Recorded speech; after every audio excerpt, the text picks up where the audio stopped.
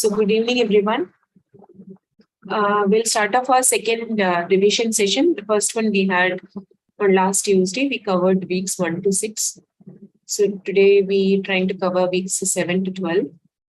We go in a little bit different order. Week 7, 10, 11, followed by 8, 9, 8, 9, and 12. Okay, so I'll start off with week 7.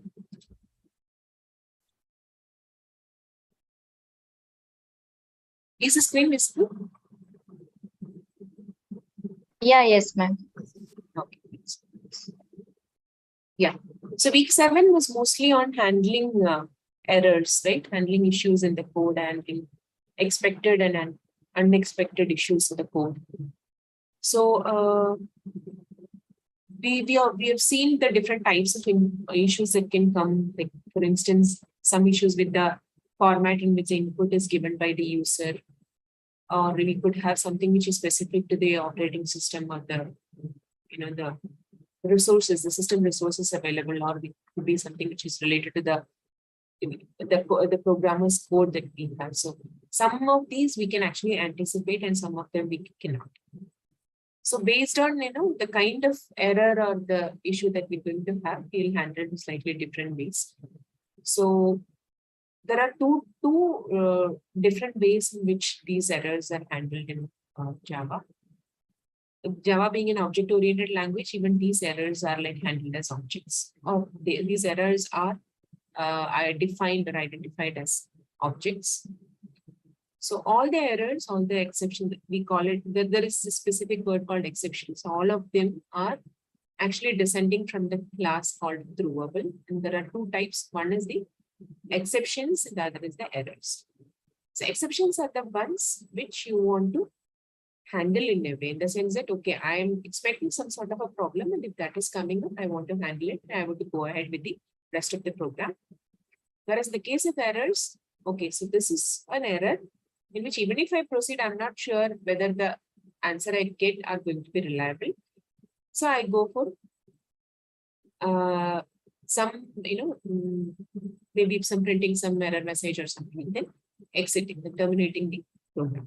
So this handling the error is something that we do not want to take care, because we are not sure how the rest of the program is going to behave if this error is happening.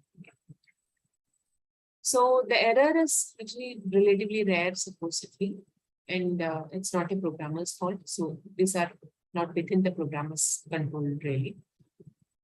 And we look more at the exceptions, right, which are kind of expected kind of issues. So it's possible that such a problem can be there. So this can be kind of foreseen or anticipated by the programmer.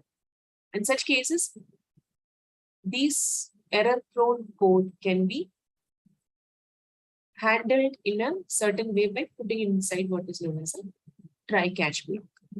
Before going into that, exceptions are of two types. One is a checked exception, other is the unchecked exception.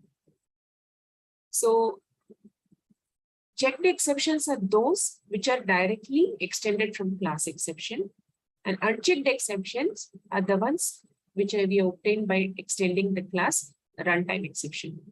Note that the runtime exception in itself is derived from exception, but if there is an exception which is specifically extended from runtime exception, then that is an unchecked exception. Whereas the user-defined exception that generally we write, it's specific to say some specific exception that we want to write, they are extended directly from the exception class. So the difference between the two is that the checked exceptions are caught at compile time, whereas the unchecked exceptions are raised during the runtime. So whatever are the programmer defined, these are generally supposed to be checked exceptions. Of course, there are checked exceptions in Java, the built-in packages also. So those, whenever we write and compile the code, the compiler will give us pointer, right? So this is a checked exception. You have to put in the try-catch block. You have to handle it. So there are checked exceptions which are given by Java. Sorry, built-in packages. So this is a handling of exceptions. So if you know that there is a sequence of statements which can generate some error, you put it inside the try block. And there may be multiple statements which could be generating. Say one statement could be a division by zero error. That could be something like array index is out of bounds. So if you have, say, 2 or 3 statements which are error prone, you put all of them together inside the try block. And you can have catch block, which is specifically intended to catch each of these errors. Say, for instance, the first catch would be of to catch the arithmetic exception, which is coming from division by zero. The second one could be for array index out of bounds.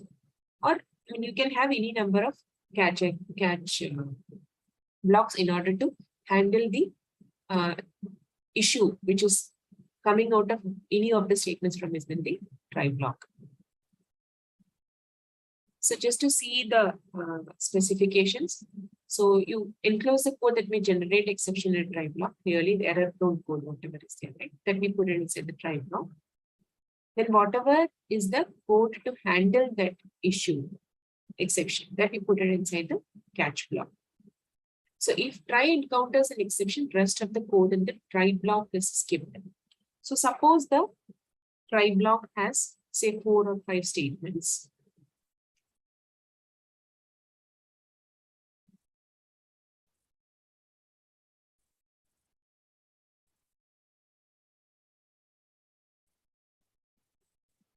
Your try has, say,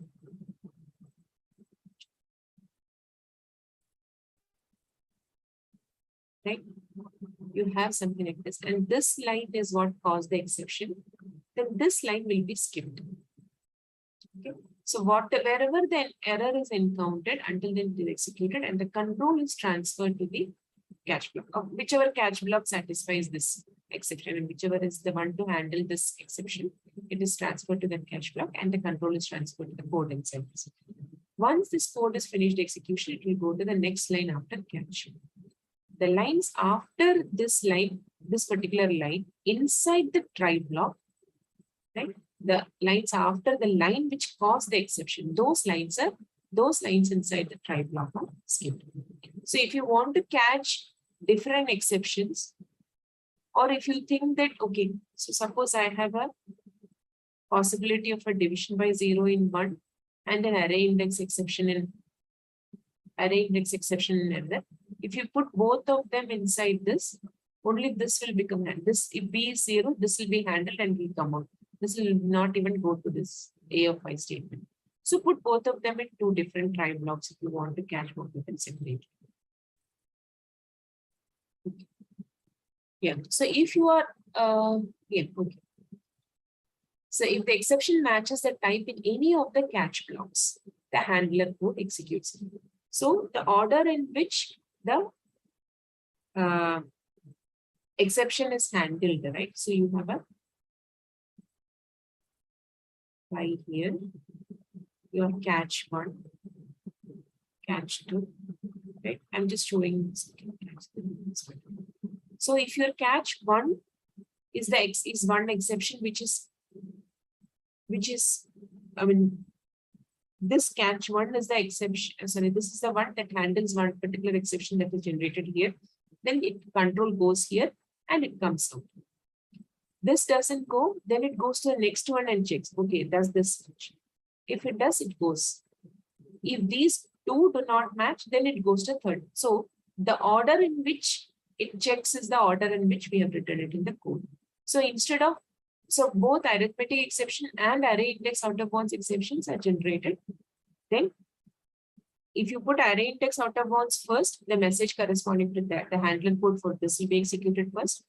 Or if you put the arithmetic exception here, then the handler code for that will be executed first. So just to remember that the order in which the catch block is written is important, because that is the way in which the system will check which one is the one which is coming first. Okay.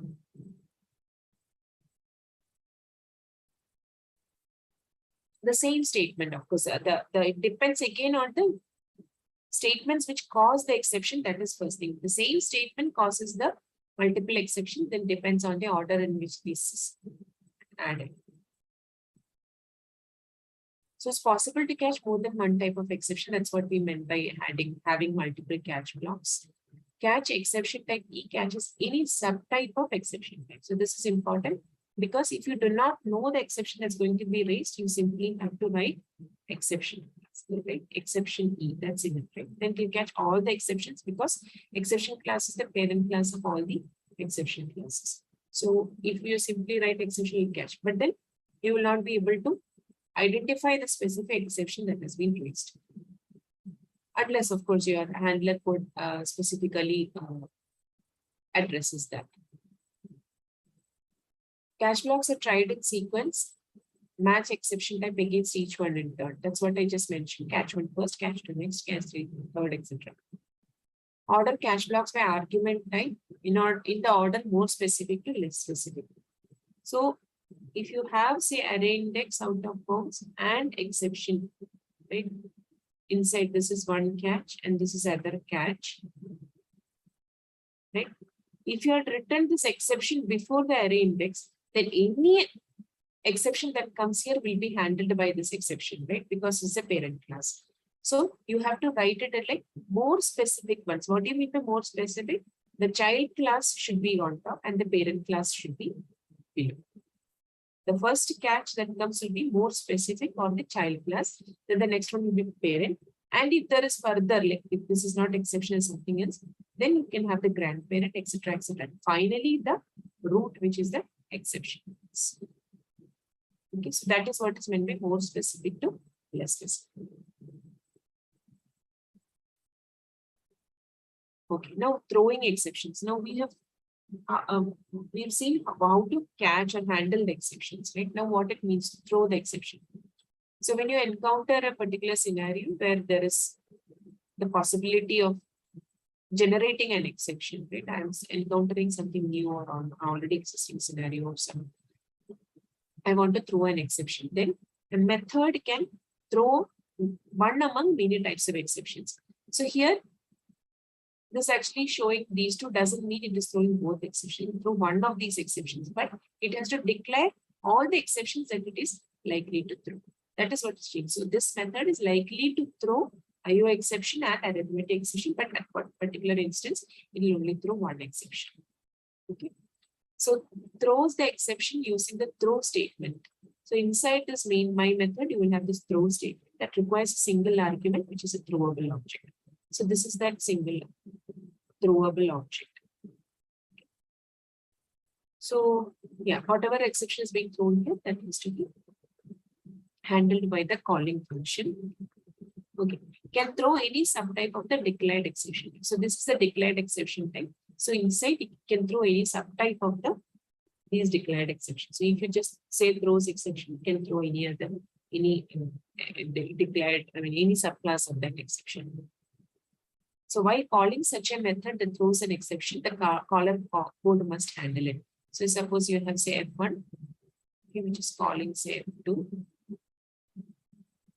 and F2 is actually throws exception 1, then this has to be put inside a try block and you have to have say catch exception 1.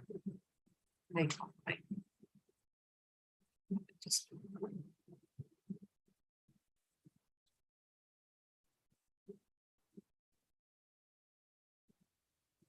So there is a method F1.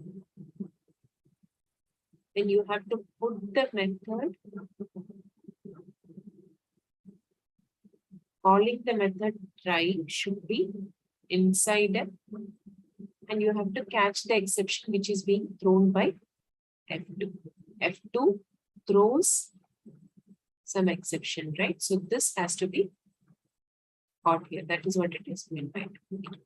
While calling such a method that throws an exception, the caller code, which is the caller code here. This is the caller code. This is the code being called. So this code has to handle this exception. That's what.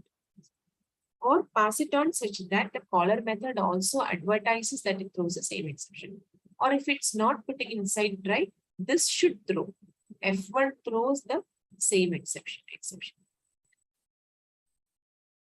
Either it should put it inside try catch, or F1 itself should throw it, and the further whichever is the caller of F1 should handle it. Okay. Customized exceptions, yeah, user defined exceptions. So as I just mentioned, typically the the customized exception user-defined exceptions are extended from the exception class. And these are generated, these are checked exceptions. So we have seen how to create checked exceptions and how to throw exceptions and being able to handle customized exceptions, etc. So now I'm not going to detail about that, but just giving you an overall idea. So now we have a finally block. So every try block should have either a catch block or a finally block. Try block itself does not have an existence. It has to have either a catch block or a finally. So generally it should have a catch block, or multiple catch blocks not so possible, but what finally does is it will definitely get executed except when there is a system failure.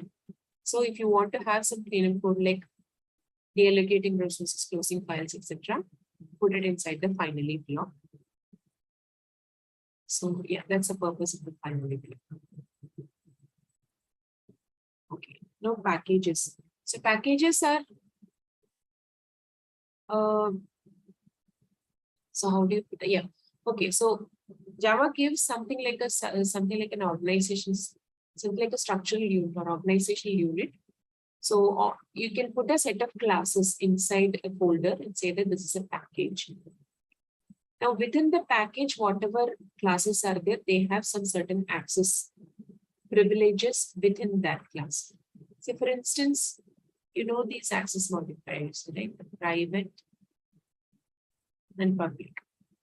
Suppose a particular method or an instance does not have any access modifier before it, then we say that it is a default access, right? So what does mean by default access? Default access means whatever are the classes within the package, right? They have access, they can access each other's methods if it is a default access. For every method with this default access modifier, that is without any access modifier, it's a default modifier. If it is a default access modifier that is there, then within the same package, every class can access each other's methods, whichever are either public or default modifier. So that is the package access. That is a special kind of access restriction or access.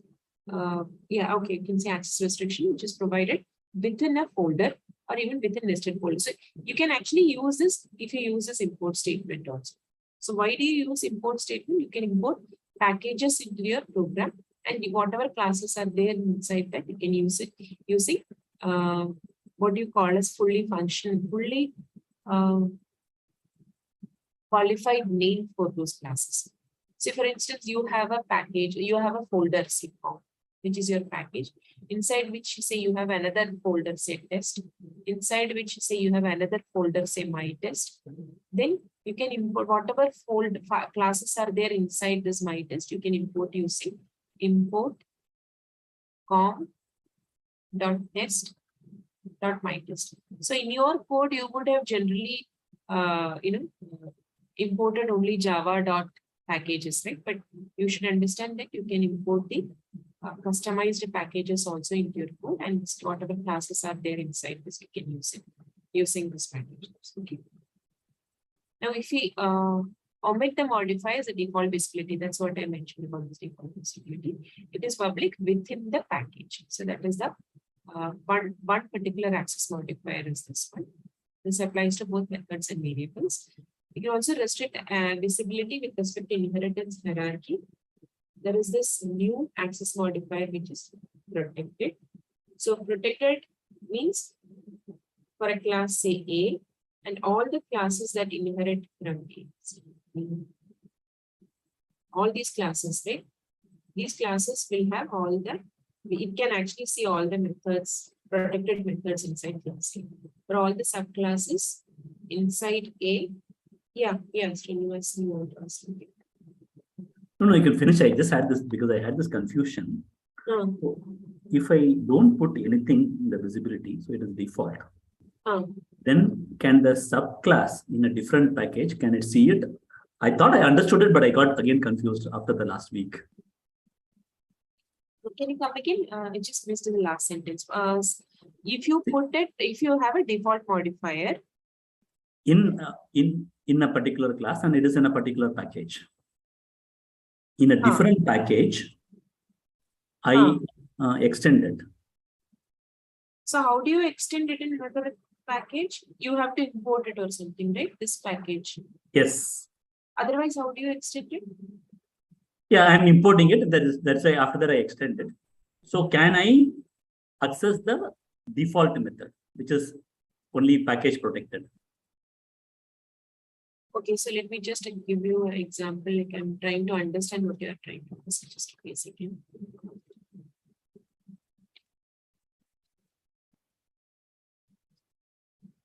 Just give me a second. I'm just.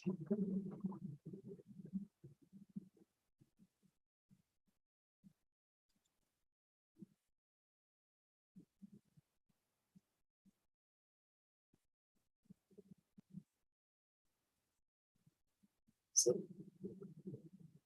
there is a package, say P1, right? There is another package, say P2, correct? This is correct? Yes. And P1 contains a class A. Which has one default method, say D. Okay, void D. No, it has one. Yeah, show. Yeah, it has one default method, which doesn't have a void show. P2 contains, say B extends A, right? Right. Now, can B invoke show is your question. That's right, yeah. Or does B have show? Is that what you mean? Can B invoke show? See, B has the method show inside it, right? Because it's extending from A. Okay. Because, see, B is able to extend A because it has visibility of A. Or you import it, right? You imported the package P1. Okay, so that way then the default part doesn't matter at all here.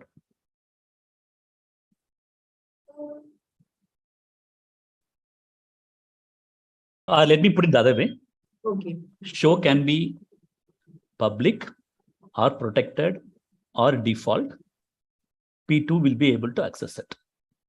Only if it is private, B cannot access it. Is that the right way of putting it?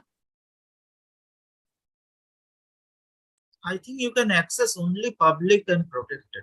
Default and private you cannot access. So even here, Arup, in this case also? Since it is in a different package and default is restricted within the package P1. Beyond the P1, I don't think so will be listed. Okay, anyhow, I'm checking. Yeah, this is the same question. This is the same doubt also I had. Everything else I am clear. This doubt I had. So default is a higher access than protected, right?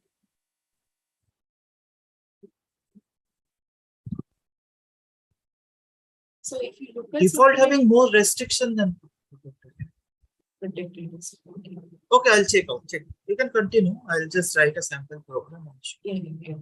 So, okay, my understanding was it protected, see, even within the same package. Okay, so even within the same package, if you have, say, A,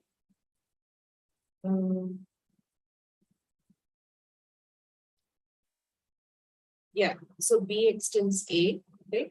This is inside the same package. If A has a protected method, then B can see it, but C cannot see it, right? C does not extend anything. C cannot see whatever there. At the same time, for default, every method inside A, B, C can see each other, right? Like all the default methods, all of them can see each other, right? Yes. So I thought default was less restrictive, but no, actually, it's not like that. I think so. Yeah. Can you please explain? Who is that? Yeah, no, I'm Nandini. Yeah. Yeah, only within the see, protected means we can access that within the package and also outside the package. If it is subclass, then we can access that. Okay. So all the things like C also can access. Okay, so you cannot compare possibly. Okay. Okay, we'll just check it out, Srinivas. In parallel, we'll check it out and we'll just let you know before the session. Okay, just remind us. Yeah, thank you. Before so we much. end the session. Yeah, thank you. Share the.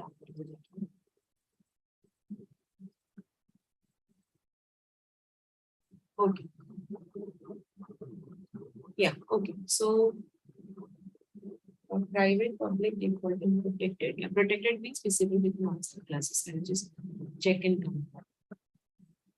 So, okay, for assertions, right? So for errors and exceptions, whatever we saw, right? So these are like which are generated during runtime or compile time or whatever. But these are generated mandatorily. But suppose we want to have some diagnostic information, right? So we are doing some programming, as doing some development. We want to ensure that at certain point of time, this is the value.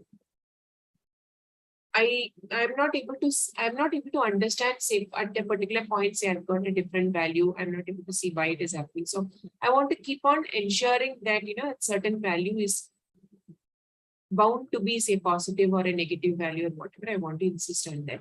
Then I use the assert. So assertion checks are supposed to be like fatal errors. Here we are not, so you would have seen the assertion error also as a message many times, even without using the assert statement. So what assertion error actually does is it will print or it will log or whatever it does, and then it exits from execution. So how it is done, how you do it is inside the code, you will add this assert statement just before what you want to. So what I'm going to say is I want to insist that x is greater than or equal to 0. I want to assert that x is greater than or equal to 0 is what this means. If there is a deviation from this, then the program exits. But suppose I want to print something before the program exits, then I can actually give this colon and give the message that I want. Suppose I may have a number of assertion statements, right? Say I have say something which says assert x greater than or equal to 0. Then another assert which says that x plus 3 is greater than 3, something like this. Right? Then another assert statement which says y is less than z, something like this. Okay. Now I want to print for this. I will say that okay, system dot no, I don't even have to use. I just print say this is the value of x. This is the value of say. Again, I want to print the value of x here. I want to print the value by whatever I want to. Just put the colon here. I want to see the values of these things at that point because I do not know which line is causing problem, what error it is causing. So I can give customized messages here and I can print it with. So no, the point I was trying to make is if it will again execute starting from main program, it goes to this statement. This problem doesn't generate any error. Sorry, this statement does not generate any error. Then it comes to the next statement. Suppose this generates the error, then it prints this message and it exits. So what you have to remember is the assert statements are also, these assertions are also checked in order or the order in which it is executed, and it will print this message and exit. So the error that will be printed is the first statement at which the assert gets violated or invalidated. Okay, so just remember that. Yeah. So if you need to flag the error and take corrective action, use exceptions. Assertion is not meant for taking corrective actions, more for reporting and diagnostic information. If you want to do something and continue with the code, you should use exceptions instead of that. It's generally used in development and testing and not checked to run after, not used after deployment. So assertions can be selectively enabled or disabled at runtime, does not require recompilation. So by default, it is disabled. Assertions are disabled. We want to, if you want to enable, then we use the Java minus enable assertions. This flag is what we have to use. This is the abbreviation for the flag. And here this is the Java class file. Within this class file, if I have say 3 or 4 classes inside that, and I want to enable the assertion only for a specific class, then I use this syntax EA : followed by that one particular class inside this class file, dot class file. No, not class, dot Java file, right? That whatever am I executing, the one with the main method. If it has other class files defined inside, I want to enable it only for a specific class file. This is for enabling for a specific, within a specific package. This is for disabling assertion selectively. So by default, it's all disabled. So even if you don't give this, it is okay. But if you have enabled something and you want to disable for something specifically, then you use this syntax. Yeah, this is for system classes, which is generally for the diagnostic information related to system related issues.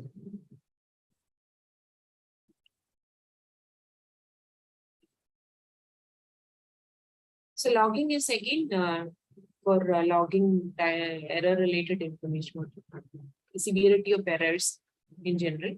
So by default, the 3 levels are logged, which is these 3. So if you set something like fine, then all these 5 will be logged. If you set here, all these will be logged. So this is the syntax to set the logging level. And this are all just for information. Too important. Okay.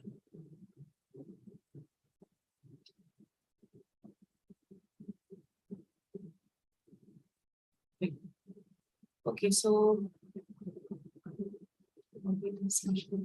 okay, so does anyone have any questions on this? Okay, now week 8 and 9, we'll come to it later. First, I'll handle the week 10. So we have seen the purpose of why concurrent programming is required. We saw that, okay, there are multiple things that have to happen in parallel so that, multiple things can progress concurrently. So there is this concept of multi-processing as well as concept of multi-threading. So processes are like little heavyweight. They have their own heap space allocated. Each process has its own heap space allocated. Whereas threads are small units of execution, which are all of which share. Say, suppose you have say 5 threads corresponding, which are coming from a process. Then it is all of them share the single heap space. So the threads execute concurrently. I wouldn't say parallel. The threads execute concurrently. Each of them have their own individual stack. I've always explained about this stacks having this activation record, and then there is this heap space. Every thread has its own stack, but they all share the same heap space. The problem that comes out of it is multiple threads will be able to update and access the shared space, which is a heap space, at the same time. And this can lead to a lot of data inconsistencies. And a lot of concepts in the weeks 10 and 11 are related to handling this kind of inconsistency, why the inconsistencies can happen and how to handle these inconsistencies. That's basically crux of weeks 10 and 11. So before that, let us see how to create threads in Java. So Java actually has the main method itself running as a thread. And it has internally many system threads also. But as a programmer, we can create thread in 2 ways. The first one is by extending the class thread, because everything in Java is an object, right? So you can create your own thread by extending the class thread, which is given by Java. So there is a function called run. Whatever code you want to run as a thread, you have to put it inside this run method. And then you have to invoke the start method. If you invoke the run method itself, it will run just like any other method. If you want to execute your method as a thread, then you have to invoke the whatever the run method using the start method only. Then it will be started as a separate thread. Of course, you can invoke the run method, but it will not be invoked as a thread. It will be invoked as just another method. So use the start method to invoke the thread as a thread itself. So there will be cases where you want to extend a certain class. At the same time, this has to be a runnable object. In such cases, you cannot extend two classes.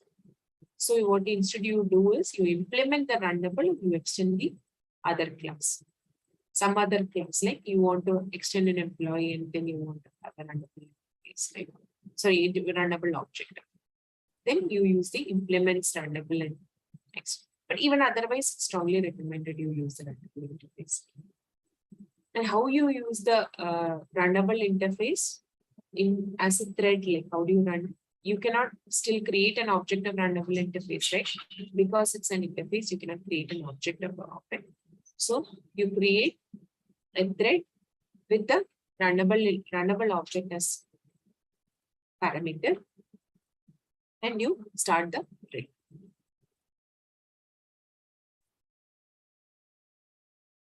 So I was just mentioning about the concurrent execution causing inconsistency of data, right? So suppose two people are trying to book the tickets, which are like the typical example that is like the typical example that we always refer to.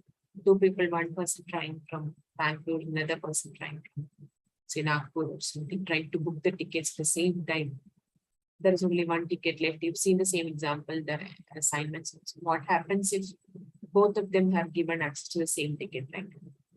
Because the system has no way to see who is going to access it. It can in fact happen at the same moment, say exactly the same point of time.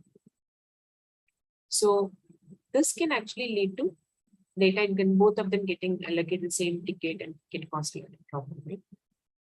So the order in which the execution takes with the concurrent update, which is leading to inconsistency, is known as the race condition. So there will be sections. So inside the run method, right, there will be a number of statements which are running as the thread. So it's certain set of lines which are actually assigning these values, which are updating these shared variables. You can actually identify them as critical sections of the code. These are the sections of the code that you have to handle very carefully so as to ensure consistency of data. So the one in which you are actually allocating the seat, right? There may be so many pre-checks that you do before that. The one in which you're actually allocating the data or the seat is the critical section, right? So these, the important aspect here is to ensure that at most one thread will get access to this critical section at a given point of time. This is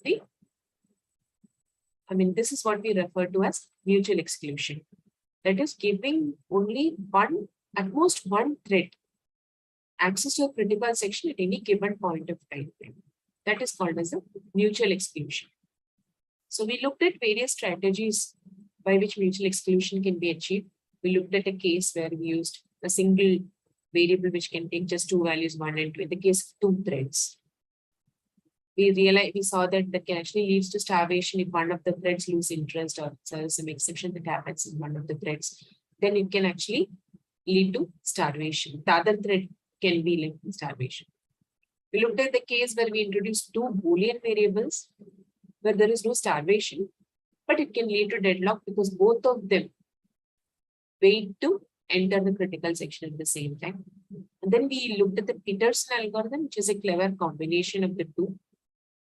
A single valued variable, two valued variable and two Boolean variables. And then we saw that there is neither starvation nor deadlock, but it was difficult to generalize for both threads.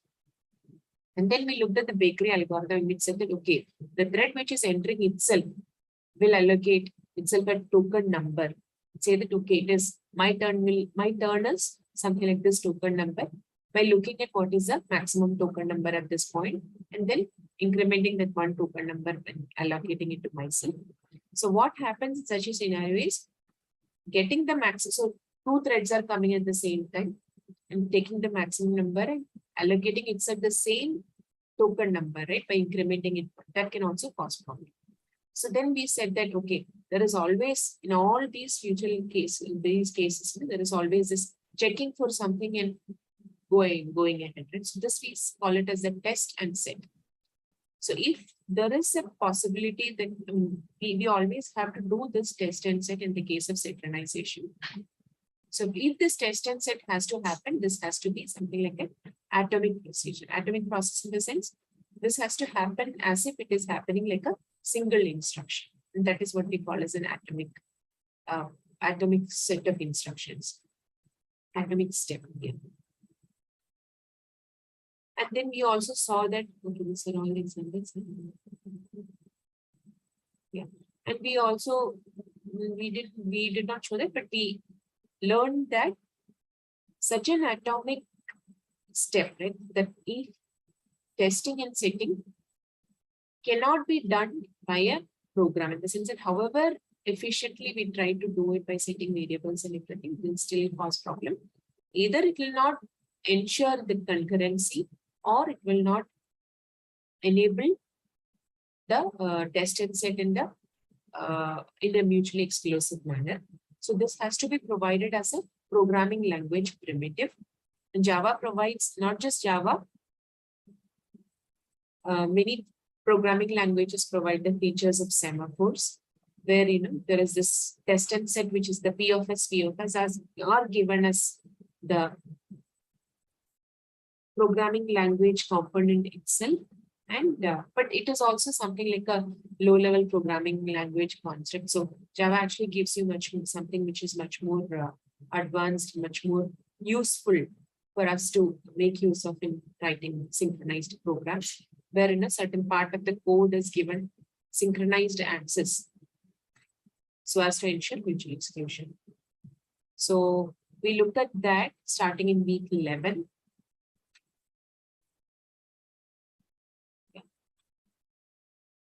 Right. Okay, so for week 11 content onwards, I think the Nalli you will be handling week 11, right?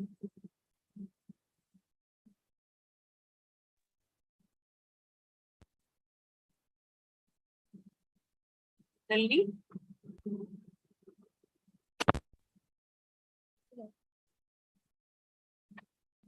Am I audible? Yeah, you're audible. Nalini is not audible. Yeah, Yeah. am I audible now, sir? Yeah, Just Yeah. Hello, yeah, Nalini, you're audible. Hello? Just give me a second, please.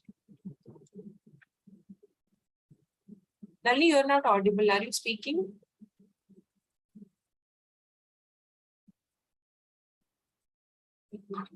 Give me a second.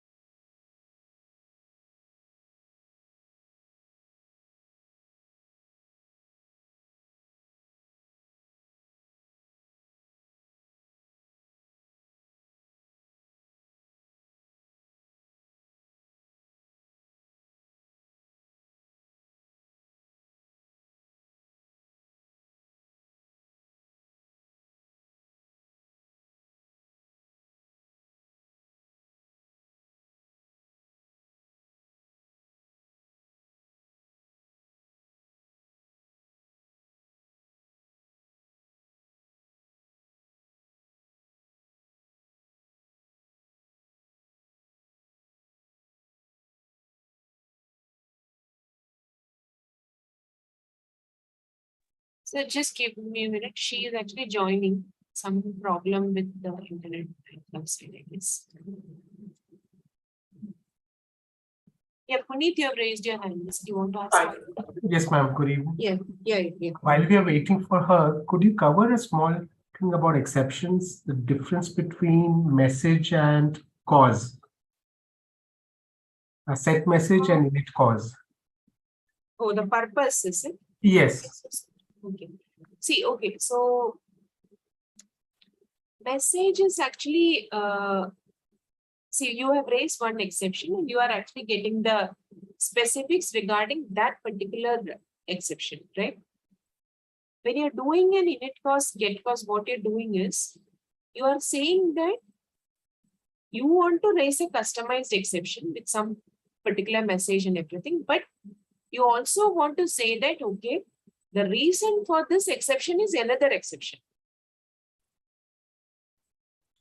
And you are saying that, okay, so within that exception, say suppose you have found their division by 0, okay, but you want to raise your customized exception, say that okay, there is this particular problem. So inside your customized exception, you will use the the arithmetic exception as the cause for coming up with throwing your exception.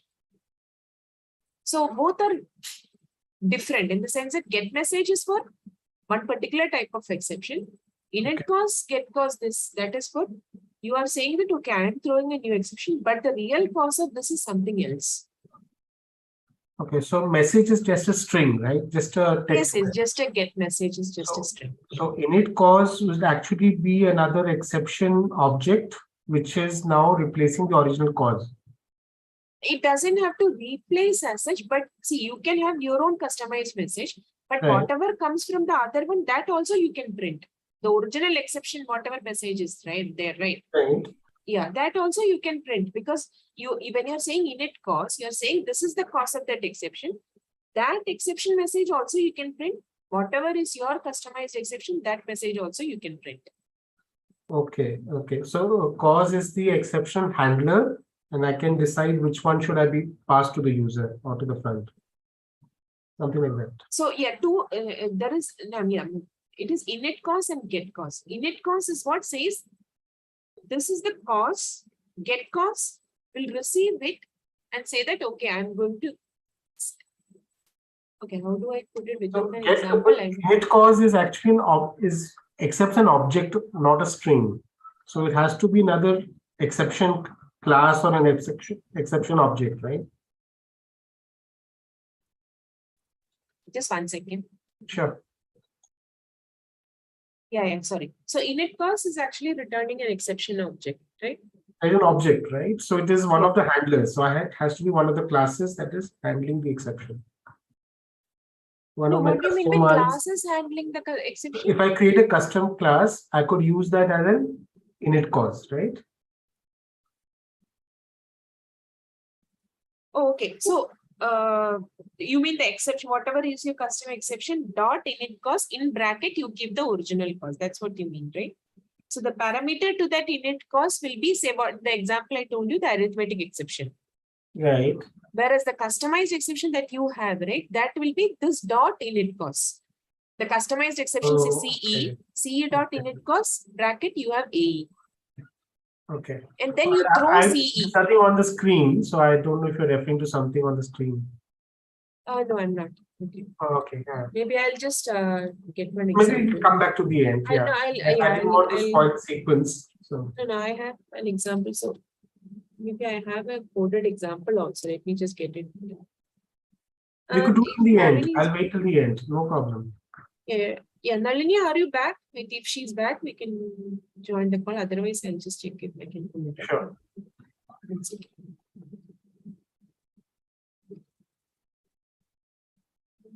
He was not able to join.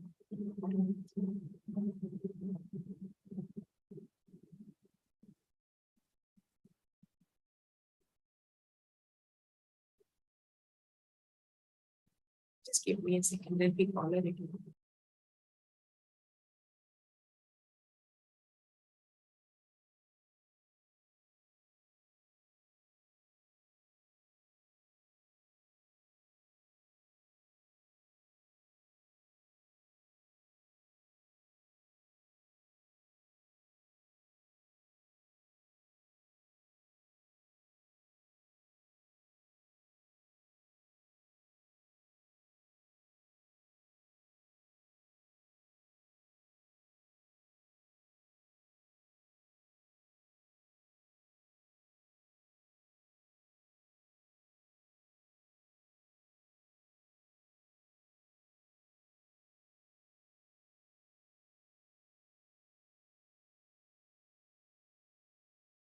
Now, hello, am I audible now? Yeah. Yeah, okay, yeah. Sorry, thanks. Yeah, sorry.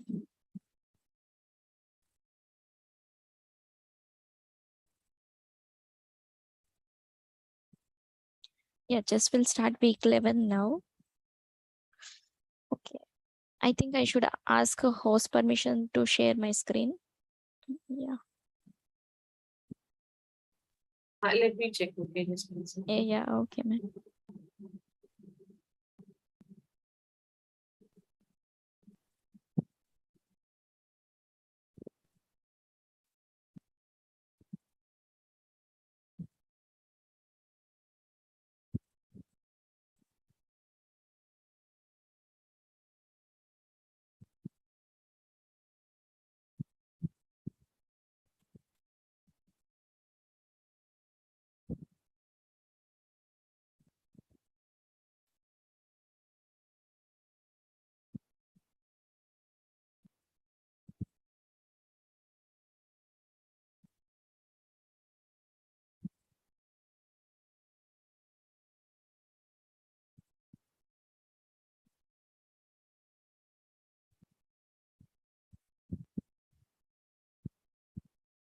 Yeah, just a minute.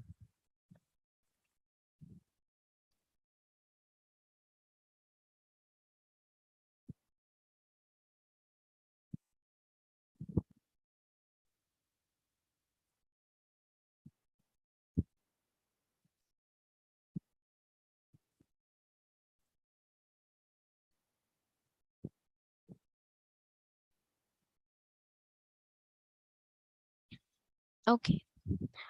So previous ma'am has explained now only, right? Like how to create the thread. So we can create the thread by extending the thread class or by implementing the runnable interface and then defining the run method inside in your class. Then by doing these things we can create a thread and then we can start the see instead of calling the run method we should write t dot start, then our the thread will start and the both the thread main thread and the whatever the thread which we have created will execute concurrently if we start our thread. Okay, so these things already ma'am has discussed know how to create the thread. And yeah, and now we'll see some of the methods which are used inside the threads. So thread dot sleep of args. Okay, if I say thread dot sleep of 100, thread dot sleep of 100, then the thread in whichever, see now if t1 thread is executing the statement, then the t1 thread will sleep for 100 milliseconds. So yeah, so this is static method, so you are just using it by thread uh, thread class. You are just calling the sleep method by thread class. So sleep method will suspend the execution of the current thread for this whatever the time you have mentioned in this argument, that till that time finishes, the thread will suspend its execution. Okay, so during this time the thread does not what release it lock. If one thread, let's take t1 thread is executing some synchronized block, synchronized method, let's take that as example, then at that time if it has encountered sleep statement, at that time it won't lose its lock. So after sleeping that particular amount of milliseconds, the thread will start execution again. So this is just which will, so this is just like counter to node, counter reverse of that wait. So wait, if we say wait of 100 milliseconds or something, then your thread will go to the blocked state. At that time thread will loses its lock also. Okay, so there is other method also like join method. Join method waits for the thread. So this method makes the thread executing this instruction wait for the thread on which the join is called to complete its execution. So let us say, okay, in the main thread, in the main method, in your, let's take it main method, you have main method. In the main method, you have created two threads, T1 and T2, and then you have started T1 thread, and you have also started T2 thread. But in the latest statement, if it has some statement like T1 dot join, and later if it has some system dot out dot println, something like finished main thread, finished main execution, something like that, then so now what happens is like T1 has started, that means T1 will execute the run method, whatever the statement inside the run method, it will execute according to the OS. Like if OS gives what, if OS schedules the T1 to run, then the T1 will execute. If T2 also same, if T2 is like if OS schedules it, both T1 and T2 will be executing run the statement inside the run method. Yeah. Uh, now main thread also will execute concurrently, no? So after seeing the statement T1 dot join, the main thread won't execute the statement finished main execution. It won't execute the statement until and unless this T1 thread has finished its execution. So the main thread will wait for T1 to finish, then only the main thread will start its execution. So the thing is like join method makes the thread executing this instruction, whatever the thread, now main thread is executing this instruction, no, T1 dot join, it will wait for the thread on which join is called to complete its execution. So it will wait for T1 to finish its task, then only that main thread will start its execution. Until that time it will wait. Okay, both join and sleep method throw interrupted exception. So both the join and sleep method will throw interrupted exception. To check the thread interrupted interrupt status, we can use T dot is interrupted. It does not clear the flag. So yeah, so we can interrupt a thread by saying T1 dot interrupt, that will interrupt your thread T1. Okay, T1 dot just interrupt only, that will interrupt your thread T1. If I wanted to check whether the thread is interrupted, I can use two methods, T1 dot interrupted, and also T1 dot is interrupted.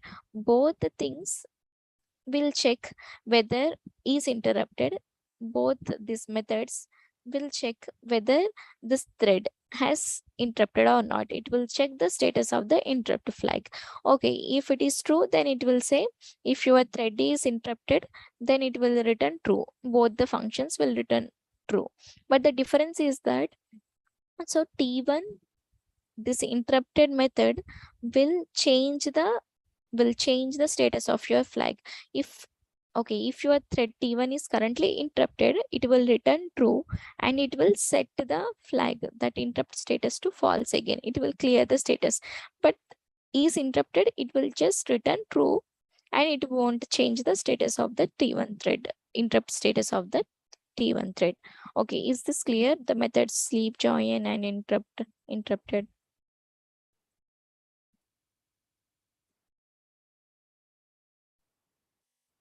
Okay, I hope like it's clear. Okay, shared variables. So previously also in the previous, yeah, as ma'am has discussed. So what is like a race condition? So if two threads try to act on the same shared variable, shared resource, then it will leads to data inconsistency, so this is called race condition. If two threads are acting upon the same data at the same time, it will cause data inconsistency. So it is called a race condition. So how can we avoid this? By mutual exclusion. No, mutual exclusion is means, that means like only one thread can execute that critical session at a time. That the critical session is the code where the threads are operating on the shared resource. So mutual exclusion guarantees like data consistency. So that means only one thread can operate on the shared resource at a time. So it does not lead to the data inconsistency if one thread is acting on the shared resource at a time, at a given time. So how can we how can we achieve this? We can achieve this by in Java. This can be done by using the two ways. Like one is by using the synchronized keyword. So what is synchronized? So there are two types of usage of the synchronized keyword. So one is the synchronized method and other is the synchronized block.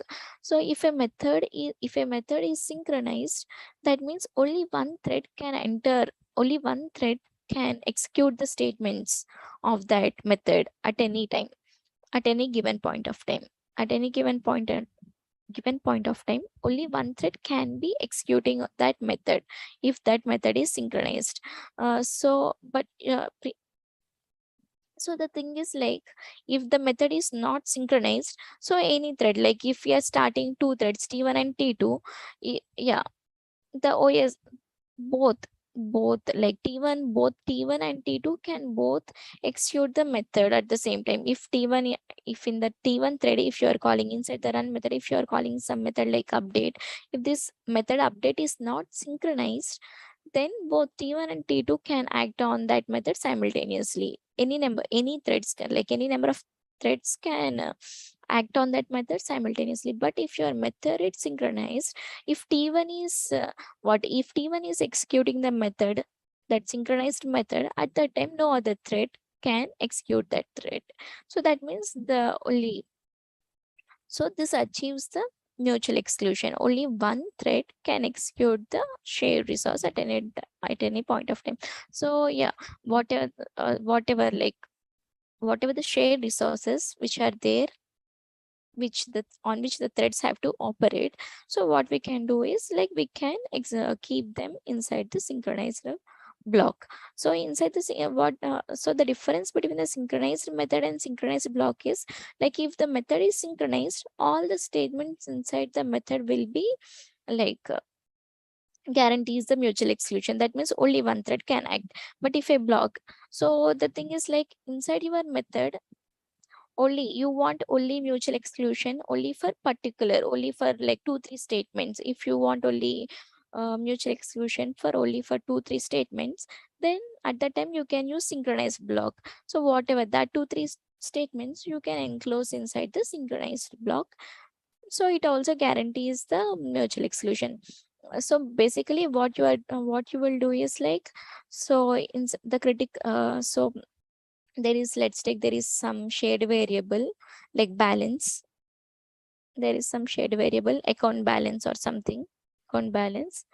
Okay, now you have method, let's take update means it can withdraw or it can deposit here. It can withdraw or it can deposit here. So if you say synchronized method, inside this method, first you will print the balance, like system.out.println, you will say print balance. So before updating, you are just printing the balance, and then you will update. You can withdraw some amount, you can withdraw like 200 or some amount, and then you can deposit some amount. So yeah, 100 or something, then you will try to print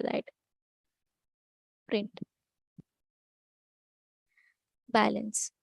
Okay, the thing is, these two statements, no, these two statements here, we are not acting on the shared variables account balance. No, only in these two statements, like withdraw, here withdraw means account balance equal to account balance minus 200 something, that will know. So here only you are updating your shared resource. So only these two statements you are updating the shared resource. So what you can do is, instead of making your entire your method synchronized, you can just enclose only these two statements inside the synchronized block. So the thing is, like, synchronized on this means whatever the thread object which is executing, that will gain its lock. Only that thread can execute that thing, that these statements. After releasing its lock, the other thread can come in and can execute the statements. Okay, so yeah, the side effect of making the entire method synchronized is, like, it will slows down your your execution. It will slow down. Instead of that, you can select the block where you are executing, where you are operating on the shared resource, and then you can enclose those statements inside the synchronized block. That will guarantee you the mutual exclusion, and it won't affect the speed of the execution. Okay. Yeah, these things. So now the intercommunication between the threads. How do the threads communicate with each other? So there are like methods like wait, notify, and notify all. So these methods you should remember, like these methods wait, notify, and notify all. These methods must be used only in the synchronized blocks. Inside the synchronized method or inside the synchronized block, you should use this wait, notify, or notify all.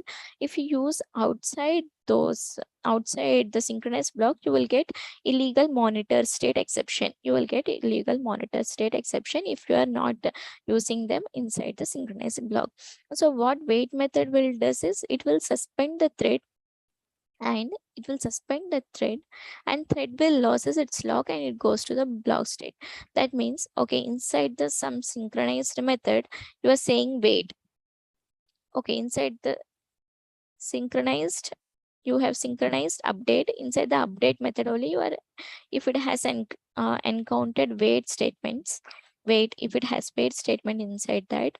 So now T1 thread has came, and if it is executing this synchronized method, after seeing this synchronized after seeing this wait statement, what it will do is like it will loses its lock. That means the other threads, like whatever the thread which are like waiting to execute this method, they can operate on this method. So it will loses its lock. Whatever what we have discussed is in the previously is like so if thread is executing some synchronized block, only that thread can execute that block, right? After finishing its execution, then only the other threads can execute that synchronized block. But if it, while executing that synchronized block, if it has seen the wait statement, at that time the thread will lose its lock, and it will give opportunity to other threads to run. Okay. So yeah, so what we will say is like the thread has gone to the blocked state after executing this statement wait. The thread will go to the blocked state, it will lose its lock, and it will give opportunity to other threads to run. Okay, notify method will signals one arbitrary threads waiting on that object. Okay, notify method, what it does is it will notify only one random thread. We doesn't know which thread. Okay, notify method will does that. Okay, it can choose like if there are T1, T2, and T3, which if they are waiting for something, waiting to what act on, waiting to execute some method. At that time, if okay, if it has encountered, if we are saying notify, if T1 is okay, you have T1, T2, and T3. Now, okay, T1 is executing the method update. T1 is executing the method update. At that time, T2, let's take T2 and T3 are waiting for T1 to finish this update method. So yeah, so now T1 can go to the wait state, and it can notify this. Actually, wait and notify will you we will use the statements for particular condition to happen. So okay, you want to, you in your account you have like, let's take 1,000 rupees, but if you want to if you want to transfer 2,000 to some other account, at that time at that time your thread your thread will be waiting, no, it will be waiting for some other thread to deposit. till that time till that time it will give chance for other thread to execute. If someone has came, and if it has deposited like 3,000 in your account, now your account will have sufficient balance to transfer 2,000, right, to other accounts. So at that time, if some particular action is done, you can notify. the other thread. You can notify the threads which are active, which are waiting for this condition to happen. No, you can notify. So that is a purpose, like to notify and notify method. So notify method will notify the threads, like it will give chance for the other threads to execute. Other threads will get chance to execute.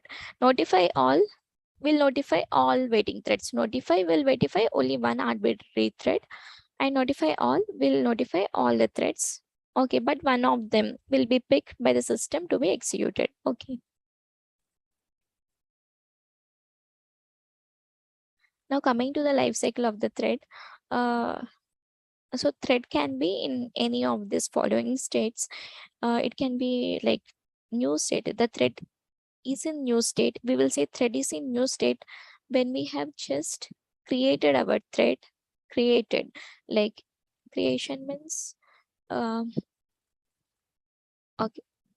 thread T1 equal to new thread of something. You will say, that time, that is called creation of the thread. So at that time when the thread is created, we will say the thread is in new state. It has not started at that time. Not started means we haven't invoked the start method. So the thread will be in the runnable state if start method has been invoked. That means we have called t1 dot start, but at that time thread may not be executing. At that time thread may not be, this t1 thread may not be executing the statement inside the run method at that time. We are just told the thread to start. T1 dot start will just make the thread in makes the thread to the runnable state. It will be in the runnable state. That means start method has been invoked and the thread is ready to be scheduled. It is waiting for it to be scheduled. Okay. Running method, what the thread will be in the running state that the current thread is in under execution. If the current thread is in under execution, then the thread is in the running state. That means whatever the statements, if T1 thread is executing the statement inside the run method, at that time the thread is in the running state. Blocked statements, the thread is suspended by wait method and it has lost its lock. We have discussed this also. Thread is suspended by the wait method and it has lost its lock. That means other threads can come and execute at that time. Timed waiting statements, like thread is in the sleeping state. The thread is waiting for some particular amount of time to finish. So that is called timed waiting, and it is holding its lock. At that time, it won't give chance for other threads to execute. This is holding its lock is true for only synchronized block. If the thread is in the synchronized block, if it has encountered sleep statement, at that time the thread is in the time waiting state. So yeah, now it is still holding its lock. No other threads can come and execute that block. So terminated state, the thread will be in the terminated state if it has finished its execution, its job. If it has finished its job and has terminated normally. Okay, if it has finished whatever the statements which are present inside the run method successfully, then the thread will be terminated, right? If the thread can be terminated if it has encountered some exception. So if it has encountered some unhandled exception, at that time also thread will be terminated. So new is like thread has started. Runnable is like we have invoked the start method. Running is like thread is actually executing the statement inside the run method.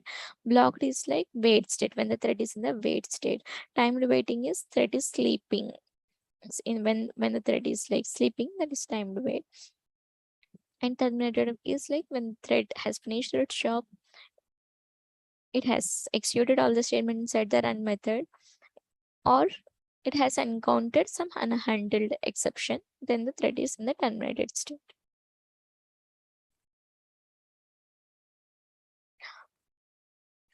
So previously we have seen how to achieve the mutual exclusion by using synchronized keyword.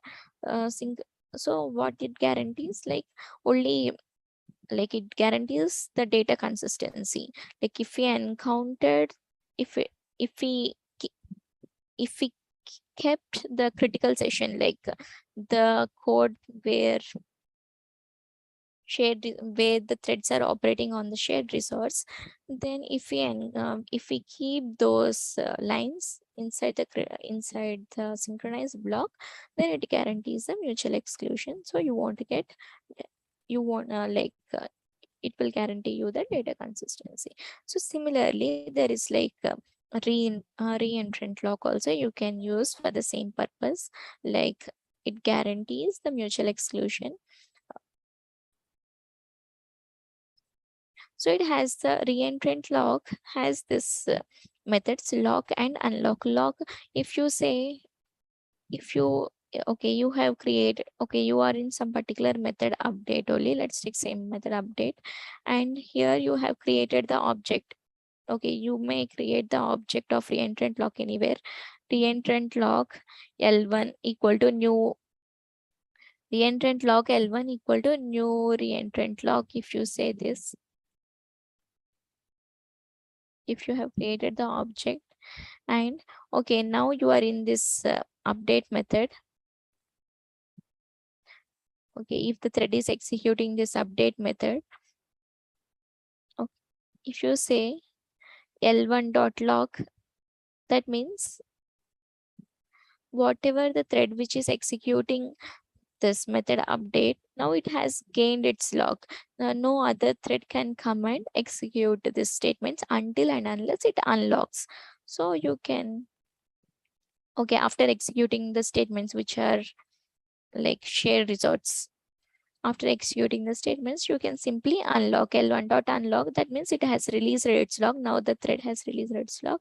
Now the other threads can come and can execute the statements here inside this between the lock and unlock block. So this is also like, it also guarantees you the mutual exclusion. So the thing is like, you should lock and you should unlock. Okay, if you are locking, if you just lock the thread, but if you have forgot to unlock, then it won't give chance to any other thread to execute. You must unlock to give the chance to other threads to execute. Okay, so why it is called re-entrant lock? Because you can lock a particular thread multiple times. You can lock it twice or thrice, but okay, you should unlock that many number of times. Okay, if you are locking for 3 times, then you should unlock 3 times, then only it will give chance to other threads to execute.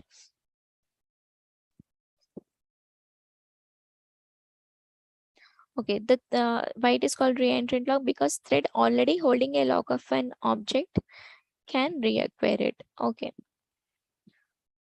now they are like thread safe collections also. This also guarantees the consistency of your updating and accessing of the collections.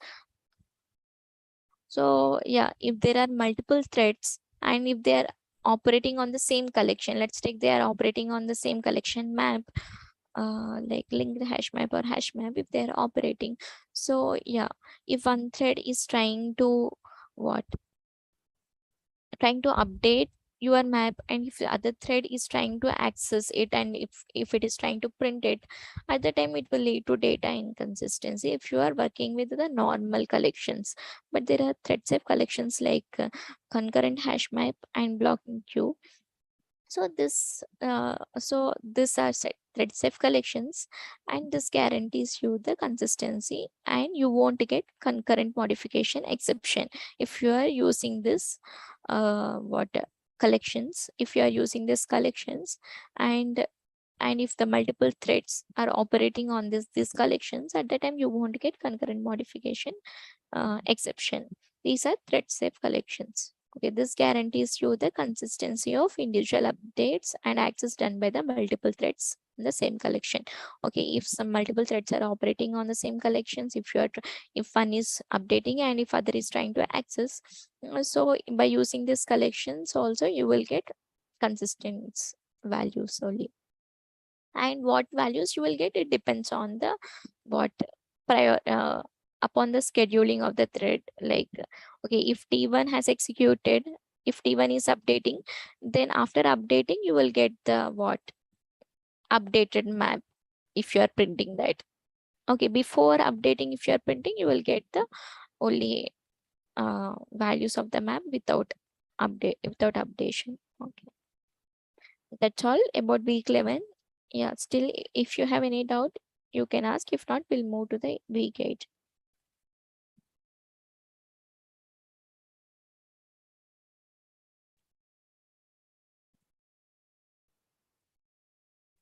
Okay, I will stop sharing and I will open another.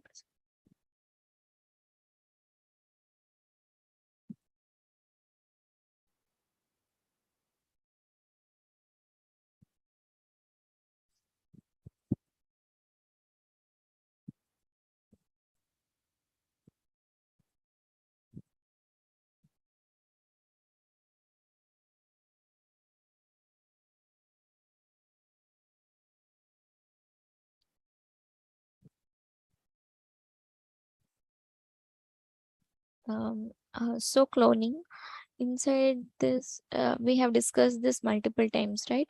In order to create the identical objects with the same values. Like, identical objects means the two objects S1 and S2, students S1 and S2, these must have the same values of the instance variables. So so if we want if you want new object from S1, you should create S2, that means new object, but both the values of S1 and S2 must be same. At the time, you can use the cloning. So object method has this, object class defines this clone method. It does shallow copy, that means it does bitwise copy.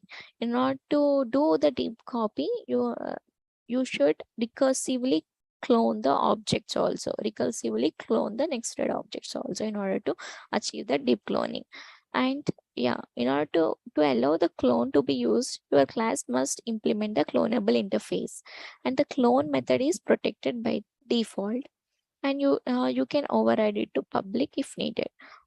Clonable interface is a marker interface. It has nothing inside it. It's just marks that your class can use what your class is clonable, and it can allow cloning.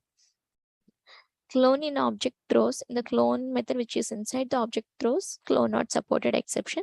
So while you are defining the clone method for your class, you should also your clone method also must throw clone not supported exception. Okay, you can catch this exception or you can throw this exception. Catch or report this exception. Okay. So we have already discussed how to do cloning. So if I say S2 equal to S1 dot clone, then you will get, so this is S2, this is S1. You will get new S1, that is new memory will be created for S2. S2, and whatever the instance variables values, it will be copied to S1 and S2.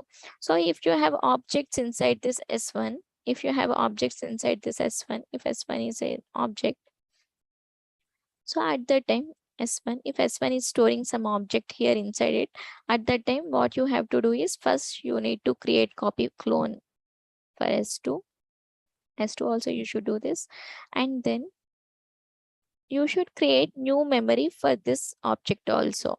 So what you wanted to do is like, so if it has object here obj, let's take object here, so you have to clone this object also separately. You have to clone S1, and for S2 you have to clone this object also. So that is called nested, recursively cloning the nested objects. So in order to achieve the deep cloning, you should do that. Okay, this we have discussed multiple times. If you still have any doubt, we'll discuss. If not, we'll move. Okay, Java is strictly typed language, but it allows type inference also. So what is the use of type inference is like it avoid the redundancy in your declaration. Now you are saying employee equal to new employee. Here also you are mentioning is of type employee, and again here also you are using employee. So this kind of redundant, So in order to avoid like the automatic type inference can avoid the redundancy in your declaration. So Java allows limited type inference. Only for local variables in the function it allows the type inference. So only for the local variables you can use type inference, not for the instance variables. How to use the type inference? Okay, if you if you don't want to declare the type of variable, so instead of that you can say you can use var, this keyword var keyword, and okay, this is the type, this is the name of your variable b, and you should initialize it at the time of declaration only. Okay, if you are using var, you you should not skip the statement without declare what without initializing. This is like declaring, no, this is like if you do this it will give compiler error because it cannot infer the type of b. It cannot infer the what is the type of b, it cannot infer, the compiler cannot infer. So that's why you will get the compiler error. It does static type inference, no, that means at the compile time only you will you will get to know what is the type of this b. So you should initialize at the time of declaration only. So now we are setting the value of b to false. That means b is like only one possible type for the b is boolean, because boolean type can only hold this false value. Can boolean type can only take this false value, no, and so no other type can take this false. So that's why this is boolean. So this is like enclosed in the double quotes, whereas it's in the double quotes, that's why this is string. This is 2.0, that means it is double. If you wanted to say explicitly, if you wanted it to be explicitly like float, if you wanted it to be float, at that time you wanted to say explicitly like 2.0f, that means it will, the var will be float at that time. So you should specifically say f, mention f after the decimal point, that at that time it will be float. Okay. Okay, now you can use type inference for this object type also. Var equal to new manager, if you say it will be manager only. Okay, okay, it can hold, it cannot be employee. So the thing is you can say employee equal to, normally you can like parent class reference can hold child class object, no, you can do this, no, employee equal to new manager, you can tell this. But yeah, type in the inside the type in the type inference you cannot what you, if you want this e to be employee type, then you should say new employee. If you wanted it to be manager, then you should say it to be manager. You, if you want, yeah, that the thing is like you should say anything explicit, then only, yeah, then only it will infer the type properly. Okay, if he should be employee, then you should say it to be employee, you should declare it explicitly. So next, coming to the higher order functions. What is an higher order function? Passing function as an argument to another function is called, is an higher order function. So you have passing function as an argument to other function is called higher order function. So if let's take, you have method sort inside the sort method. So if you are passing some method means everything, like what to do also, the body of the method, then that will be, that is called an higher order function. Passing a function as an argument to other function is called an higher order function. In object oriented programming, like you, this is achieved using interfaces, that is like what so inside the interface you will define the method compare to or something. Inside the comparable interface you have this method compare to, no, so you can pass this here comparable interface. So that is achieved using comparable, but this also can be achieved using the lambda expressions. So lambda expressions are anonymous function. That means they doesn't have name, and the syntax is like parameters followed by body. This is the syntax, and return value and type are explicit. So here you are not mentioning the return value for your function, no. So the return value and the type are implicit. Okay, so lambda expressions are also called instance of functional interfaces. Instance of functional interfaces. What are functional interfaces? The functional interfaces are the interface that have only one abstract method inside it. That means they can have static and default method also inside that, but the thing is they should have only one abstract method inside that. They cannot have two or three or something, but they can have any number of static or static or default methods. Okay, those are functional interfaces. So where you can use this lambda expressions, you can use this lambda expressions only in the place of this functional interfaces.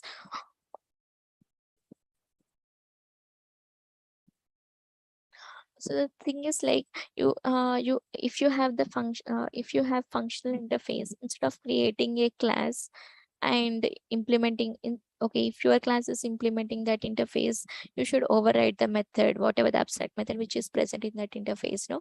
Instead of creating a class and defining the and implementing the abstract methods, what you can do is like you can just what create an object for this functional interface. Like so let's take this comparable interface only.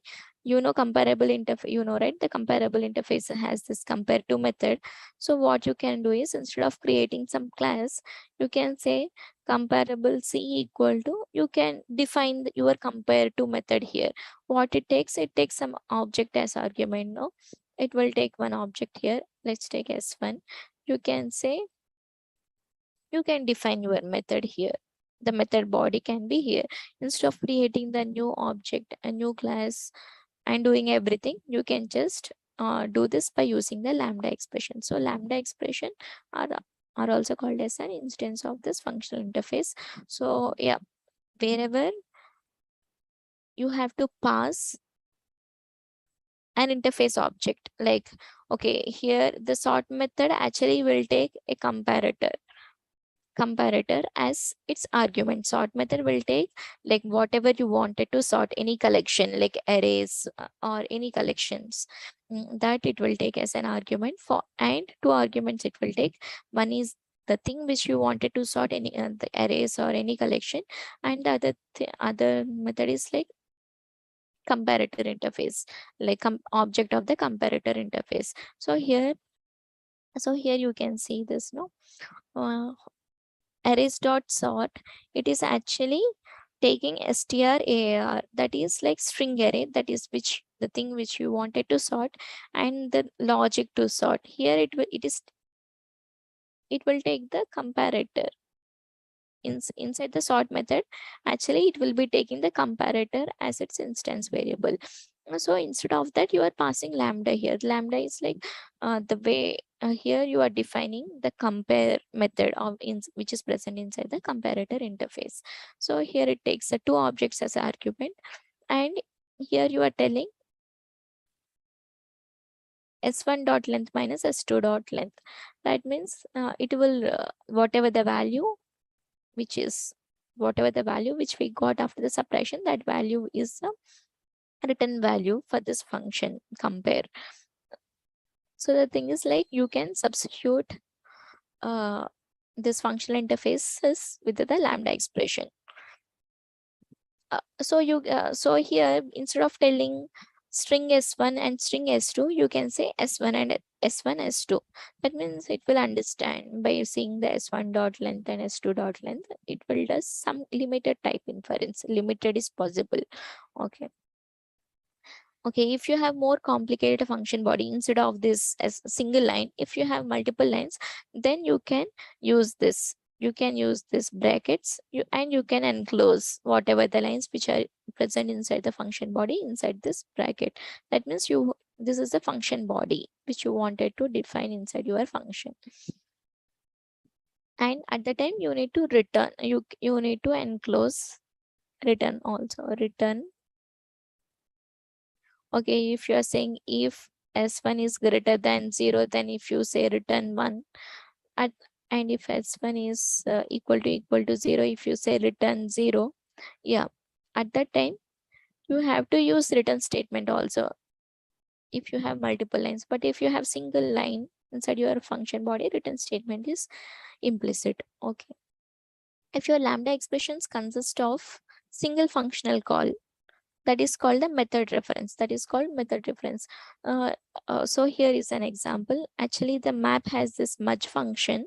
It merges the two maps based on the based on the what the function which you provide here, lambda expression which you provide here. So here actually we are merging the two maps, this bat and new score, by using this sum method. So instead of defining here, instead of taking two arguments, some I1 and I2, instead of taking two arguments and saying I1 plus I2, we can just simply call this by saying integer colon sum.